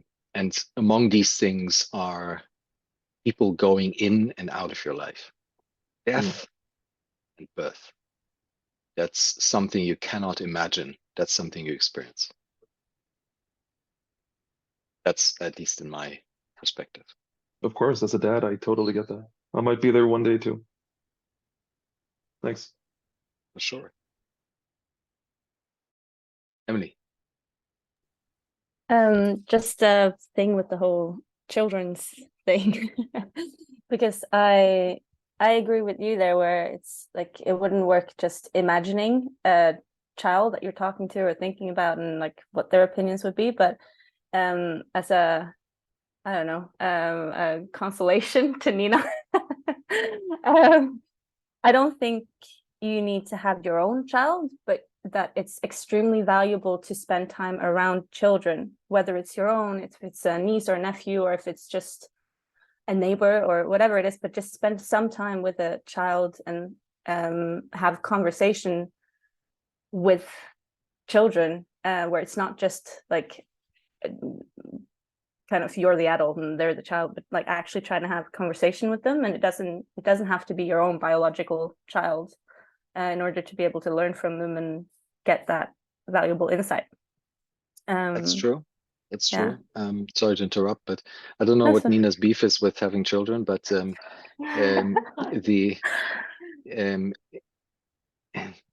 it's also about having skin in the game, right? If yes, you can learn from your inner child, and you can learn from borrowed children for sure, but you don't have to answer to them when the world is fucked, right? You can just go down or find a safe space to ride it out, and then you pass away at one point. Fine, cool. But if you have somebody who is deeply 100% dependent on you for a long time, that's a different story.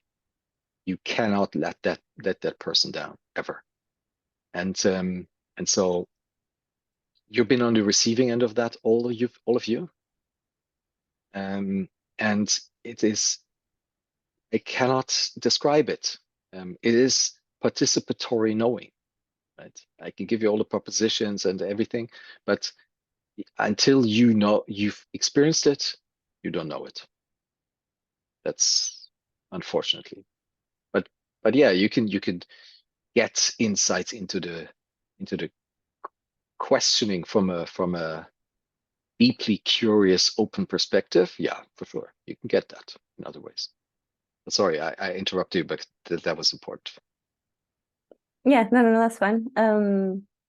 Personally, I would love children, or at least a child, because of just that. I want to one day experience what it feels like to have someone be so reliant on you, and to be able to like help someone else grow up and become like get their own personality and like give space for that and be able to learn about myself through someone else as well. But when it comes to like reflections during today, or just in general, I've been away a little bit here and there because of some sickness. So I feel like today is like it. I wish I had today at the beginning so that I could get like, I don't know. We talked a little bit about it between us three girls, and I think Galila said something that's spot on. It's like my kind of communication language, getting more like personal and seeing that side of people, and it means that I understand a lot better. So now all I want to do is like go back and listen to all the other lectures and try and piece everything together. Now that I feel like I have a little bit more of an understanding of who you are, yeah, which is perfect. So now I can go back and get the full package, which I'm very excited about. Yeah, that was me.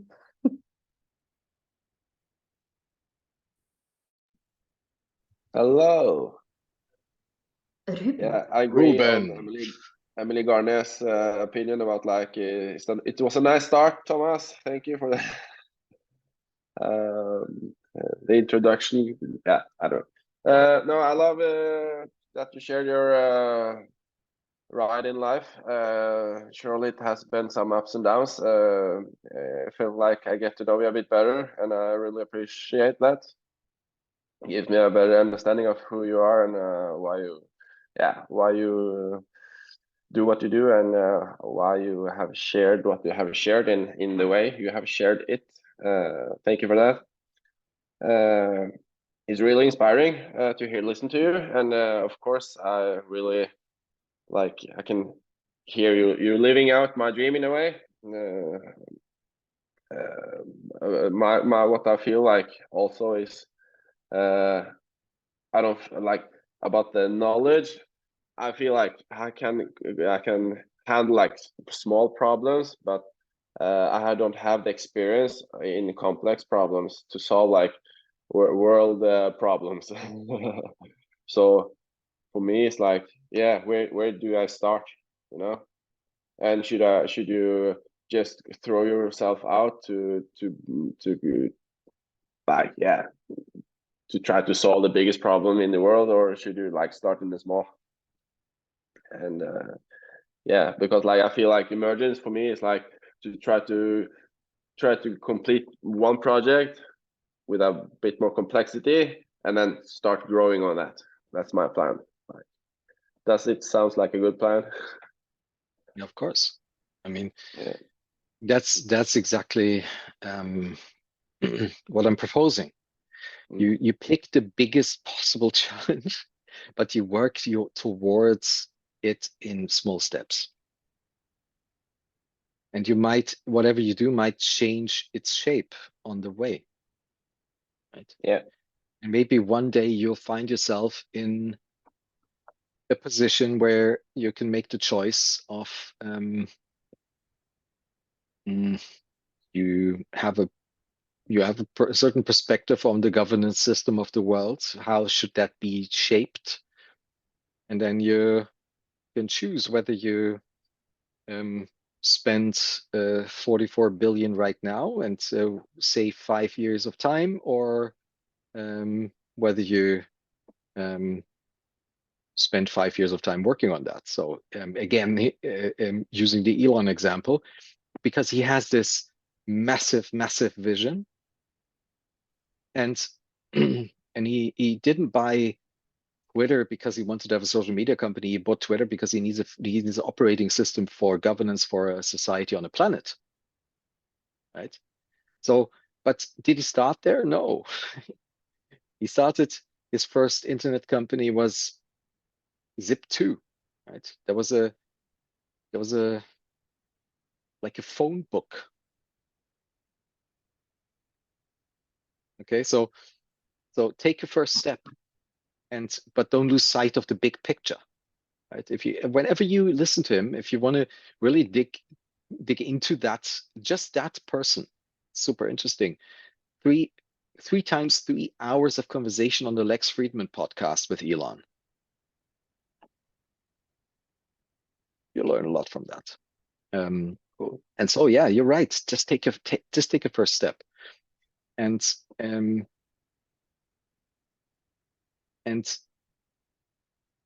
I hear often from people that they want to go into a corporate or in a startup and learn how to build one. That doesn't work ever. What you learn when you go into a corporate is how to be in a corporate. What you learn when you are in a startup is how to be in a startup. You don't learn how to build one. Right? Nobody told Zuckerberg how to build a startup.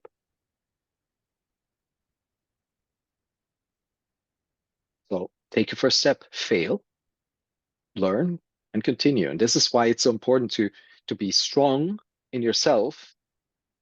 Really know that it's, first of all, not only okay to fail, but it's a learning that whatever you failed at right now is not that relevant because your life doesn't depend on it. Your life depends on fulfilling your dream, not that project, right?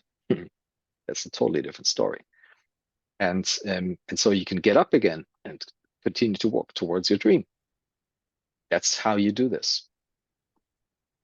How you do this in practice in your individual way, that's on you. I don't know that, but I know that it's a continuous process of opening, closing, failure, success, failure, success. It's called life. Yeah.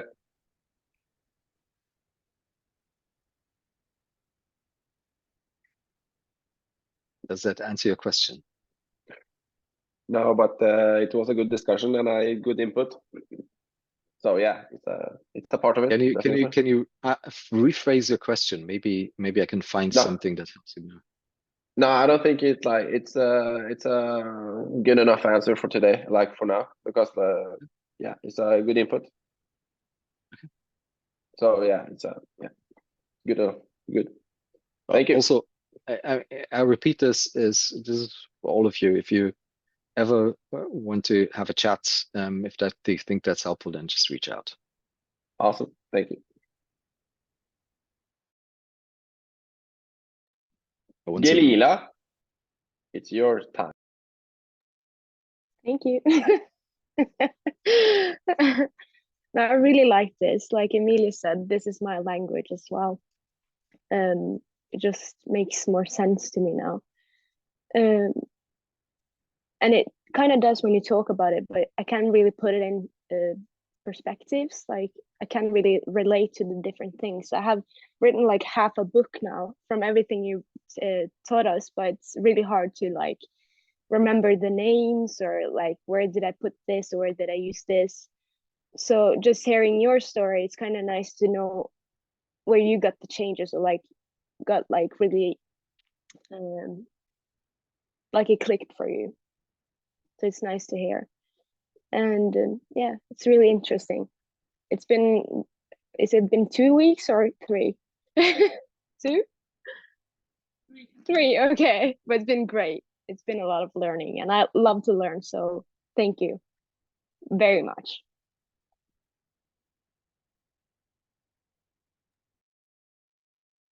Thank you.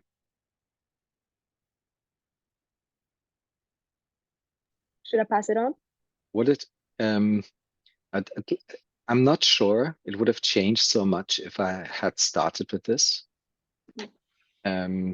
because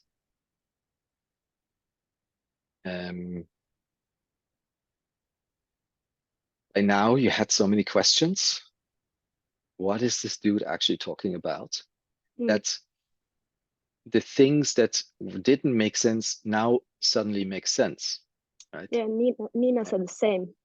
And it's really cool because we wouldn't have related to what she said if we didn't have gone through everything we talked about the past weeks. So, and noticing that there is that I am not capable of helping you find the insights that I hope you find. And noticing that along the way is deeply frustrating for me as well. So not only do you go through a valley of despair during this process, but I do too. Yeah. So, but thank you. Who wants to go? I think I just want to like agree with what you just said, that there's so much value in getting your story right now, because like throughout the story you could like sort of pinpoint like, oh, that's why you put so much focus on this, or the money, and the why the world is like this, and asking all these questions, sort of seeing your path in becoming who you are and valuing the things you do, makes it so interesting to hear, like understand like what we've learned from you, the value in that learning experience. Yeah, I thought it was really, really cool. And it sort of, yeah, it brings to life the learnings or the teachings you've taught us.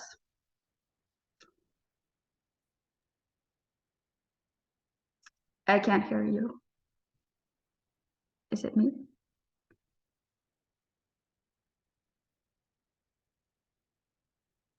Can't hear you, Thomas.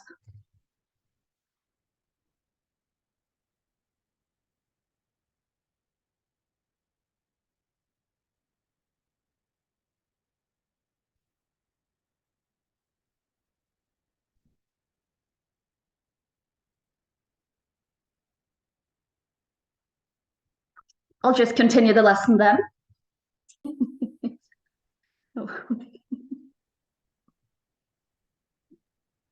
Kör på, Sofia. Huh? Kör på. Okay, do you hear me now? There you go. Yeah. Yeah. Yeah. All right. Yeah. So thank you, Sophie. I heard you, but my headset was going empty, so I had to change. Yeah, it's. I think the optimal way would be to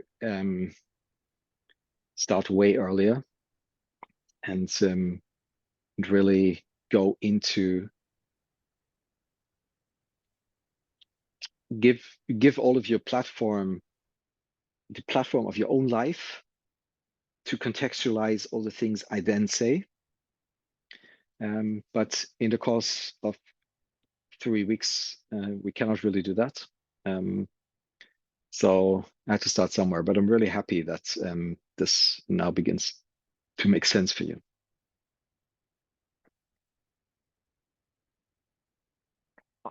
Ingeborg.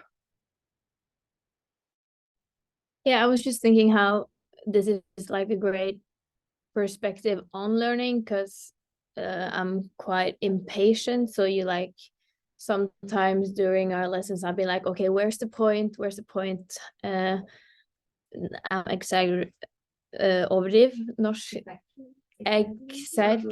but I want to get to the point as quickly as possible. But in this way of learning, like having your story right at the end, it makes just everything that we've gone through, it makes more sense. And it's like a learning experience for me to learn that this is also a way of learning. A lot of learning, but it's cool. Beautiful. Okay. That's very interesting, because I said in a call we had last night between Lars and a couple of friends of ours, that I say exactly the same about authors when I write a book, when I read a book. Think, get to the fucking point. But at the same time, of course, why they don't get to the point but create a lot of perspectives is exactly that. I might understand the proposition, but I don't get the feeling. I don't have the participatory knowing, and that's what you have now. And there's no proposition I can give you that helps you do that. And that is painful. And your pain was patience. It's kind of like bullet points. Exactly.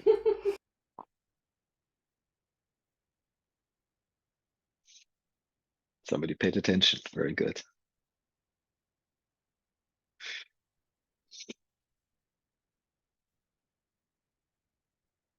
Who wants to go next?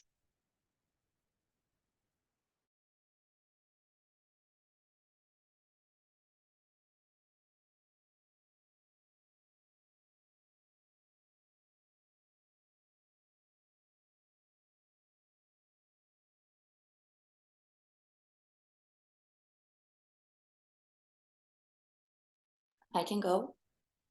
Go ahead. Yeah. So I just wanted to thank you for your story. For me, it also meant, or I feel like I understand you more now, and that's pretty nice. And I also can kind of relate to some of your parts, or the parts of your story, of my story. So it's like, yeah, nice to hear that things can go, or it can be a happy ending, or I don't know what to say, but but yeah, it's just yeah, I feel like I learned a lot today, and pieces are coming together, and yeah, it was just nice, and yeah, it was just nice to kind of listen to your story and feel like, I mean, I always look on the bright side, but it's nice to hear a story and then, okay, it went well. Yeah. Well, thank you so much. So thank you for understanding me better. Yeah. The goal is that you understand yourself better. So I hope there was something in that too. I heard that something is clicking for you. That's great. But that's the ultimate goal, right? I'm just a canvas for you to do that. Mm.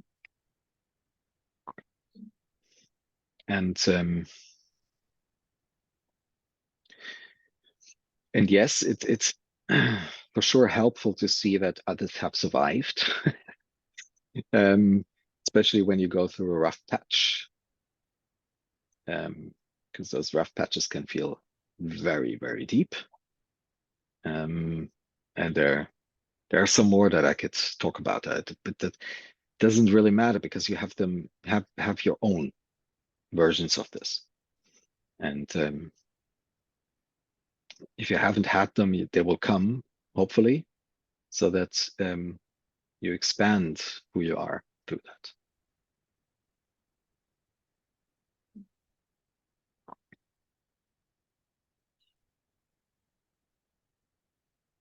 Should I comment or should I send it? No, you don't have to comment. I I have one friend who is on a very, very high level of mindset complexity and has never experienced a deep crisis in his life. And he claims that how he arrived at this high level of mindset complexity, which is measurable. We measured that actually. So he has the highest mindset complexity in all of us that we measured, is curiosity. I mean, he's I don't know, somewhere between 50 and 60. I think he's 16 almost. And he is the most curious person I know. He's like a 5-year-old and behaves like that too. But in a mature version of that. And maybe that's an option. I don't know. But I actually think when I hear him talk, he had crises, but he reframed those crises for himself as moments of learning and curiosity through his curiosity. So he didn't experience them as a crisis, but he experienced them as a learning opportunity. right? So that's why he can say, I never had a crisis. That's yeah. And maybe that's your way, right? Maybe you don't have to have a crisis. Maybe you're just naturally super curious and everything is an opportunity. That's beautiful. Embrace it.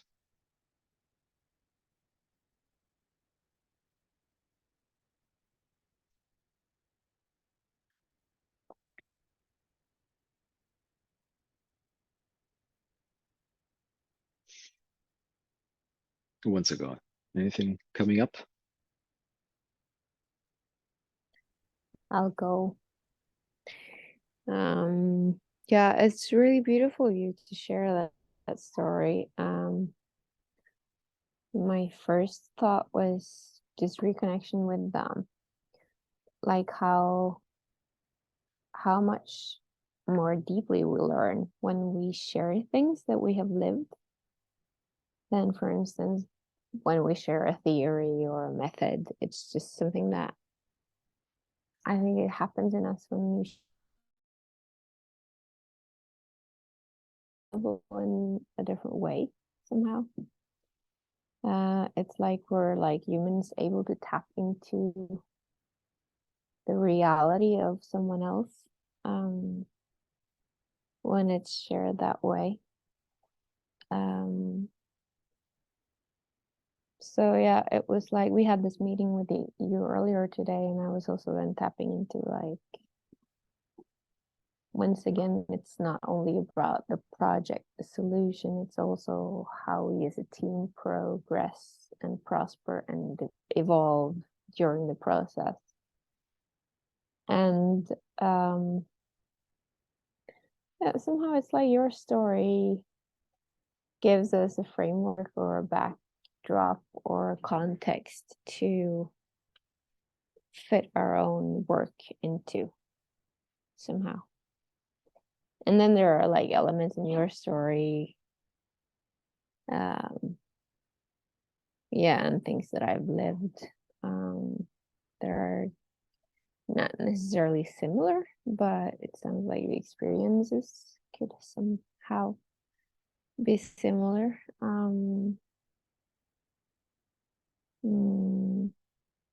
So yeah, I was just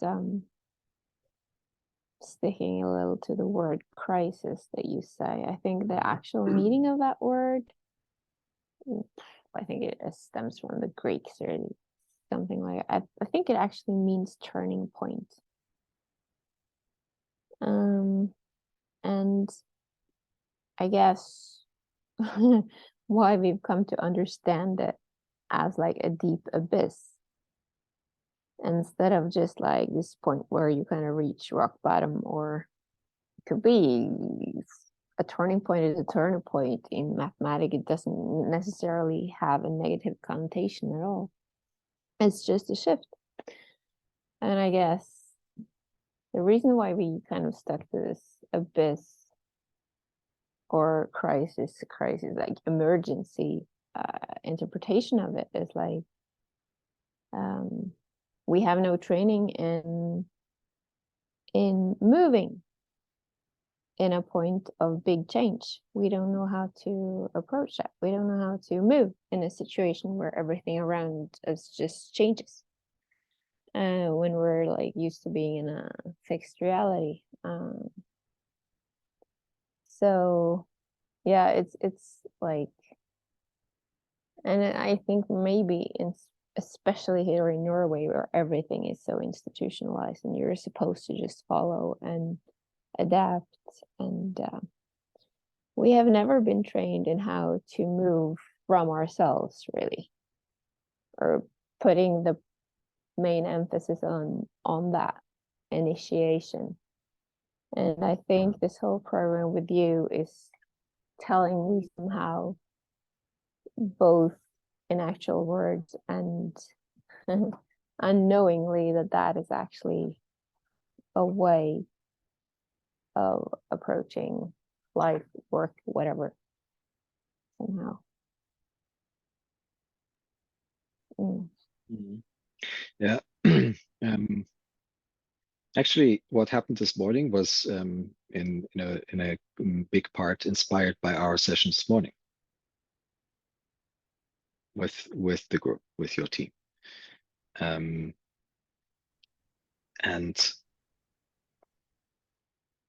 in the end, it's all about maintaining tension, right? If you want to make music, you need friction, you need tension. Right? There's no way you can get the sound out of a guitar if there's no tension. There's no way you can get a sound out of a saxophone if there's no friction. Right? You need friction and tension to create music. And so part of that is also not revealing what we are going to do. Right?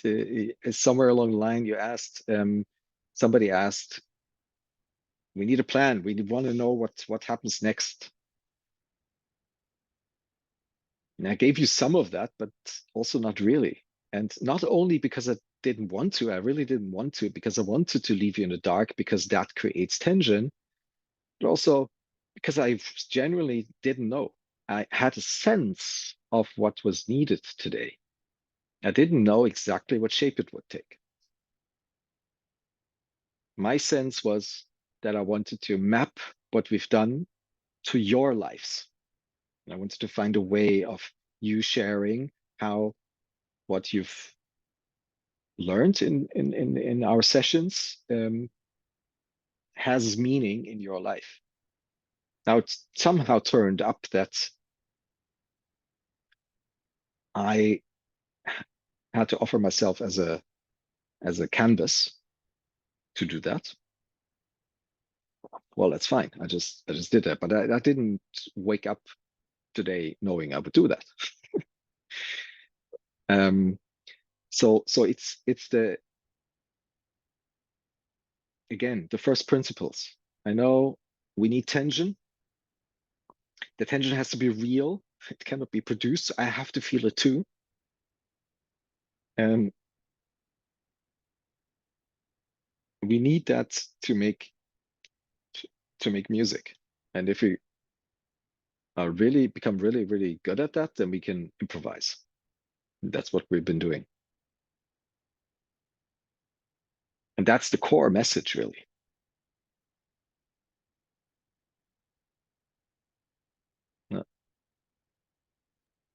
Play jazz. Another yeah. Another thought that just struck me is like I've been following or paying attention to the startup community in Norway for at least the past 5 years. And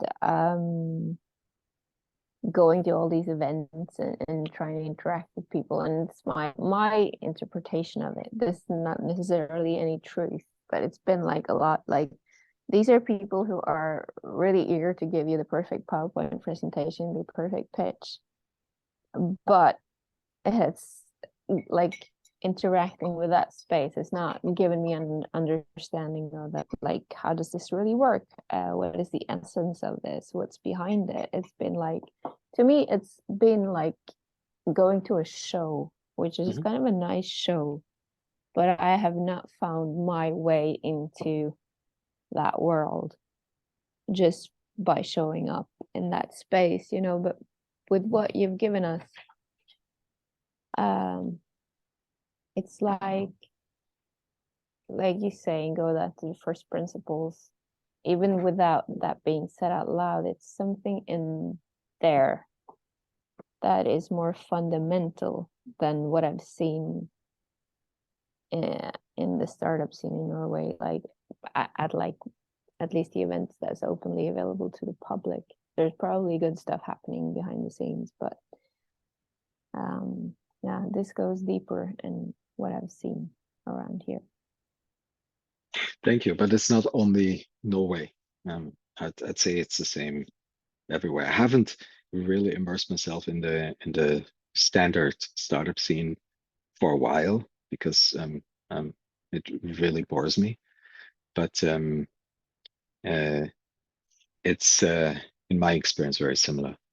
I'm actually I don't exactly know why, but a video came to my mind of Y Combinator that I'm going to find and share.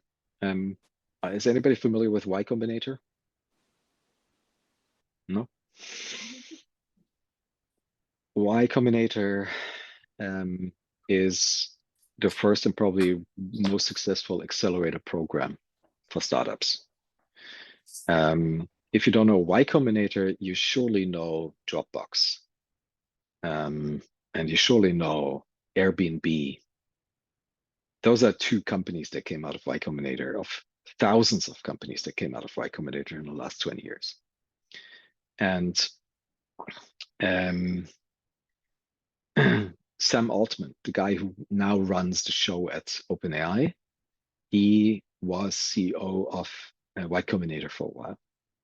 And there's this extremely interesting session at Y Combinator that is on YouTube, and I'll try and find it, where two people from the current batch at that time at Y Combinator get on stage and they pitch their startup. And then Sam pitches it back at them, but magnitudes better. Magnitudes better. And he has never heard it before. Right? But he can actually, he knows exactly how the game works. He knows exactly what to look for. He knows he extracts the first principles of what they're telling him, and then he puts it together into something that you cannot resist. That's really artistry. That's amazing. And I think why I'm saying this is, if you want to take something away from those startup pitches and things like that, then it's trying to learn to do that thing.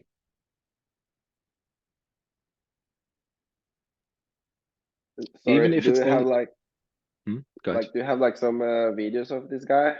Yeah, I'm going to find it. I'm going to share it into WhatsApp.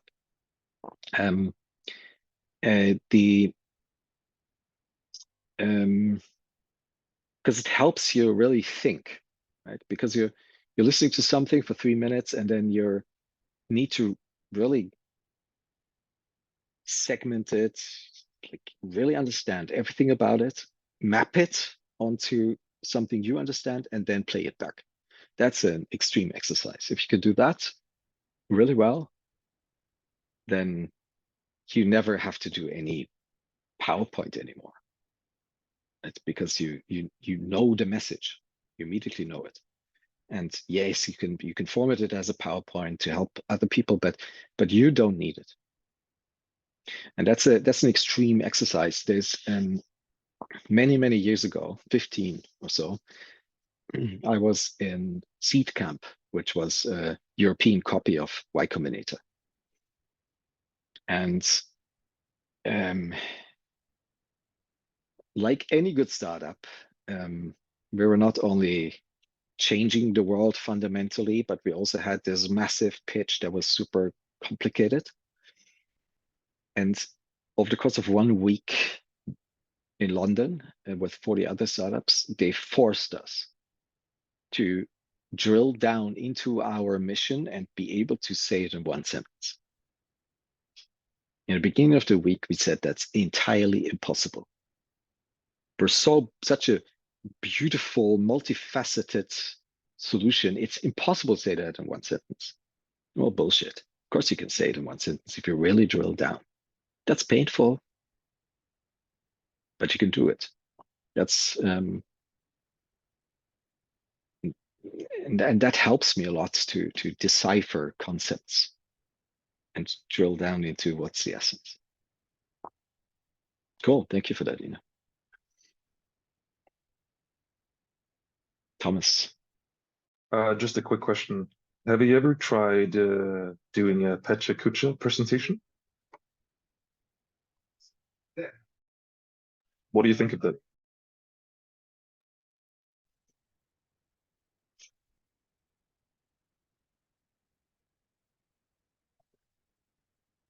Well, I kind of cheated my way out of it by putting. So I had a story. There might even be, if you put my name and Petra Kucha into or Ignite into YouTube, you might find something. I put in slides that I could use for multiple contexts. So I didn't have to be really precise on the slide.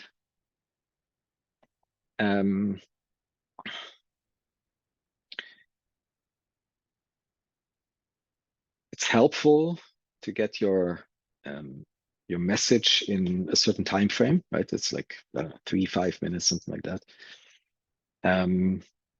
Also did a TEDx talk. That's the same thing, right? So you're adding more theater to that than in a Petra Kucha, but it's essentially the same thing. Again, explaining concepts to a child is probably the most powerful version of this. Yeah, I did one a few years ago when working steadily at a bank, a small like bank, part of like an ethical bank movement, and I did a presentation for a university, and then everyone that came there was challenged to do this Petra Kucha, and I had like prepared a script and I timed myself because it's 20 seconds per slide, and slides go automatically to the next one.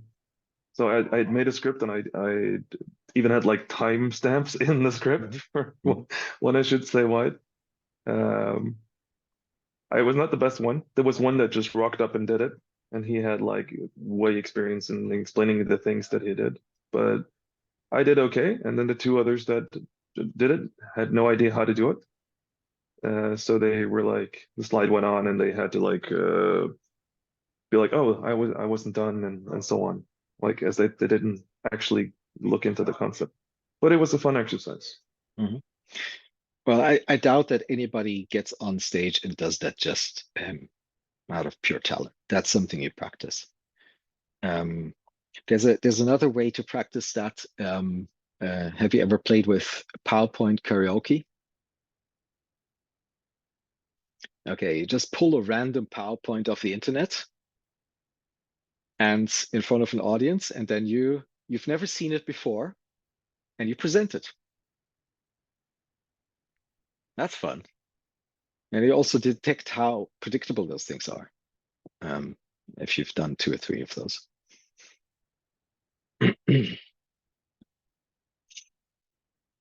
So yeah, that's a fun thing you could do.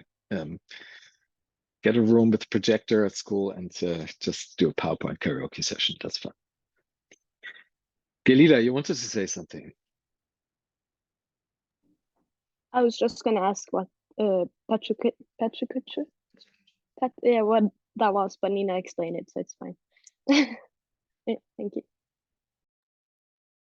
Yeah, Ignite is the same format, and there's this all sorts of things. Alim, you want to say something? You raised your hand. Yeah, I want to talk about my reflections about our sessions in this. When I was a kid, I realized that everything and everybody's. I've grown up in a small village, and because of that, there were not so many opportunities. And then I realized when studying at school, I realized that people are trying to put me in an iron mold, and I was not that kind of a person to accept to be in an iron mold. And then now I'm still realizing it. I was a gauche, like I was acting like cheeky. I was shameless. I choose to be a shameless and reckless person because otherwise I could never escape from this iron mold. They are still consistently trying to put me in it. And because you need to be lucky, or if you are not lucky, to be in a good environment, or to be in an environment which you can meet some really experienced and knowledge people, or you need to do something for yourself. Otherwise, like it's almost impossible to do something. And now, for example, now I end up here, like in this class. At the beginning of our classes, I was thinking, okay, what we're doing here? It was so strange, like we were flying. And then after a few sessions, well, we began to actually not walk on the ground. We began to walk on the clouds, and there was a ground on it. And yeah, now I'm I was a little bit desperate about what to do, like to realizing a thing, but the terminology or the system which you mentioned about, or which you mentioned about your life, your experiences, is really inspiring. And yeah, I can see that it's possible to find not only a few ways, like several ways to realizing a dream or an idea, or like anything you want to do. There's way. There should be. There are some ways, and the methods, the systems, like you mentioned in our sessions, are really useful and inspiring. Yeah. Thank you for that, Ali. And one last thing I want to tell. If what I was doing, if I could not solve, like there are really molds, like iron mold, like cages, which surround us, and which surrounding us, like it's not even possible to move. And for finding a solution, generally I try to create chaos. And after, because otherwise I should just gave up. And instead of giving up, I have chosen to create chaos, and I use the benefits as much as I can. Yeah, that was the sometime solution for me. That's a great strategy, actually, I think. Because I mean, you're saying two important things here. One is how much the environment shapes you. Each of us, if we were in a prison in Syria, for example, we would be different people. Our environment shapes us. So once you understand that, once you build some capacity to change your environment, it's your responsibility to change your environment such that it's conducive to what you want to achieve. To give a concrete example, at Delity, at the software company, we decided this is an asshole-free zone. And this goes for employees, partners, and clients. We turned down lucrative jobs because the client was an asshole. We did not want to have an asshole in our life. Right? So we can make that decision. Sometimes it's a bit painful because you need that cash. But what you need more than the cash is a good life. And you somehow pull through. And what's the rewarding part of this is if you pull through for long enough, this creates a positive feedback loop towards what you want to achieve. Because if you only have really, really beautiful clients, they will bring in other beautiful clients. If you really have beautiful employees, they will bring other beautiful employees, etc. Right? So it takes a while. It's not always easy, but it's super rewarding. And if something's stuck, yes, create some chaos. Evolution works by killing randomly. That's really important. And use your energy. So to both, the ladies here in the room know that firsthand, right? You go through phases all the time. Right? Every month or so, you go through at least 4 phases. And one of those phases is more disruptive than the others. Right? Usually the society puts a label on that, and then you're premenstrual and you're hard to deal with. What it actually is, it's enormous creative energy. You're questioning, what the fuck are we doing here? Am I still in the right relationship? Let's test that dude. Am I doing the right job? Let's see if I can disrupt that a little bit, right? If you really tap into that energy, then you can be much more powerful. And I'm gonna put my wife does a lot of stuff on that, right? She's constantly working on that. She's sending herself messages. So I'm not going to talk a lot about that because that's her thing. And if you want to, you can reach out to her. But she makes decisions only when she's bleeding. I mean, important decisions, right? And when she's in the other phases, she writes messages to herself that she reads when she's bleeding. And then she makes a decision. And she can also write messages back to her other selves because her hormonal structure, and that's true for every woman,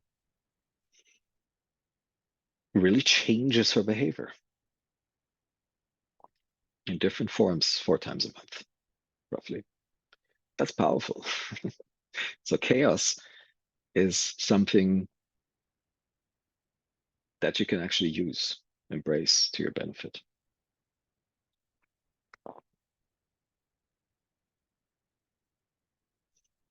I've built myself a little tool so I know which phase she's in, so I know how to deal with it.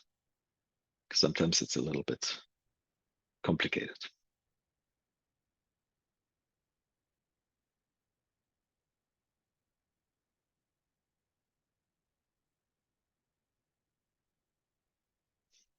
Okay. Cool. Thank you, Aline. What's next? We have 8 minutes, and then I have another call, unfortunately.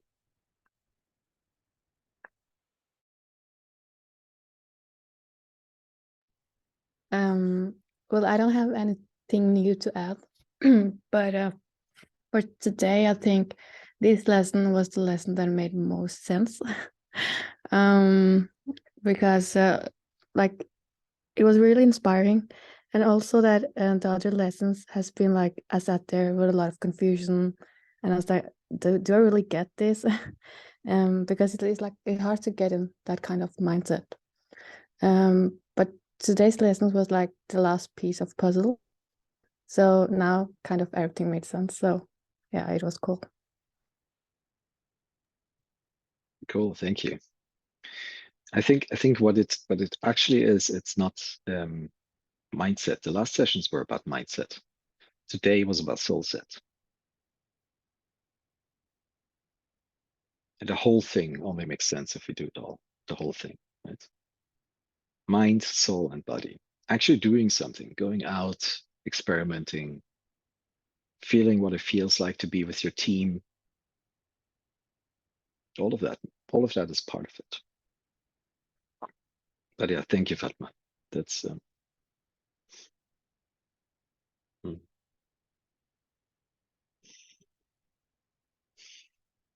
okay. So let's get to a closing for today.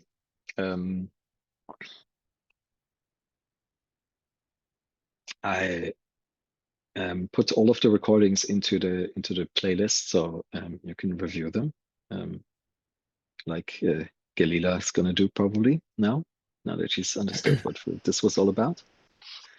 And it's very likely that things will click in the next weeks, right? And if something comes up again, and I'm going to say this the last time now, just feel free to reach out. I'm here. And then tomorrow, each of you as a group present what you have.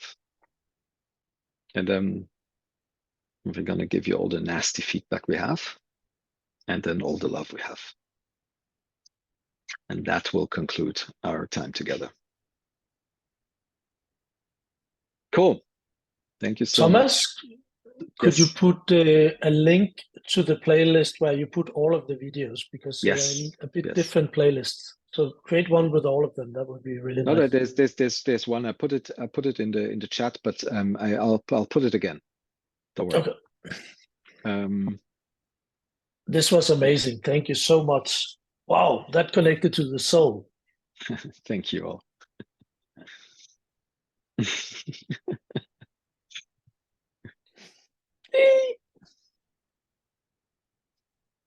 Okay. Have fun. Have a good day. And you as well. Have a good happy day. birthday, Emily. Thank Happy birthday. you. Thank you. Thank you. So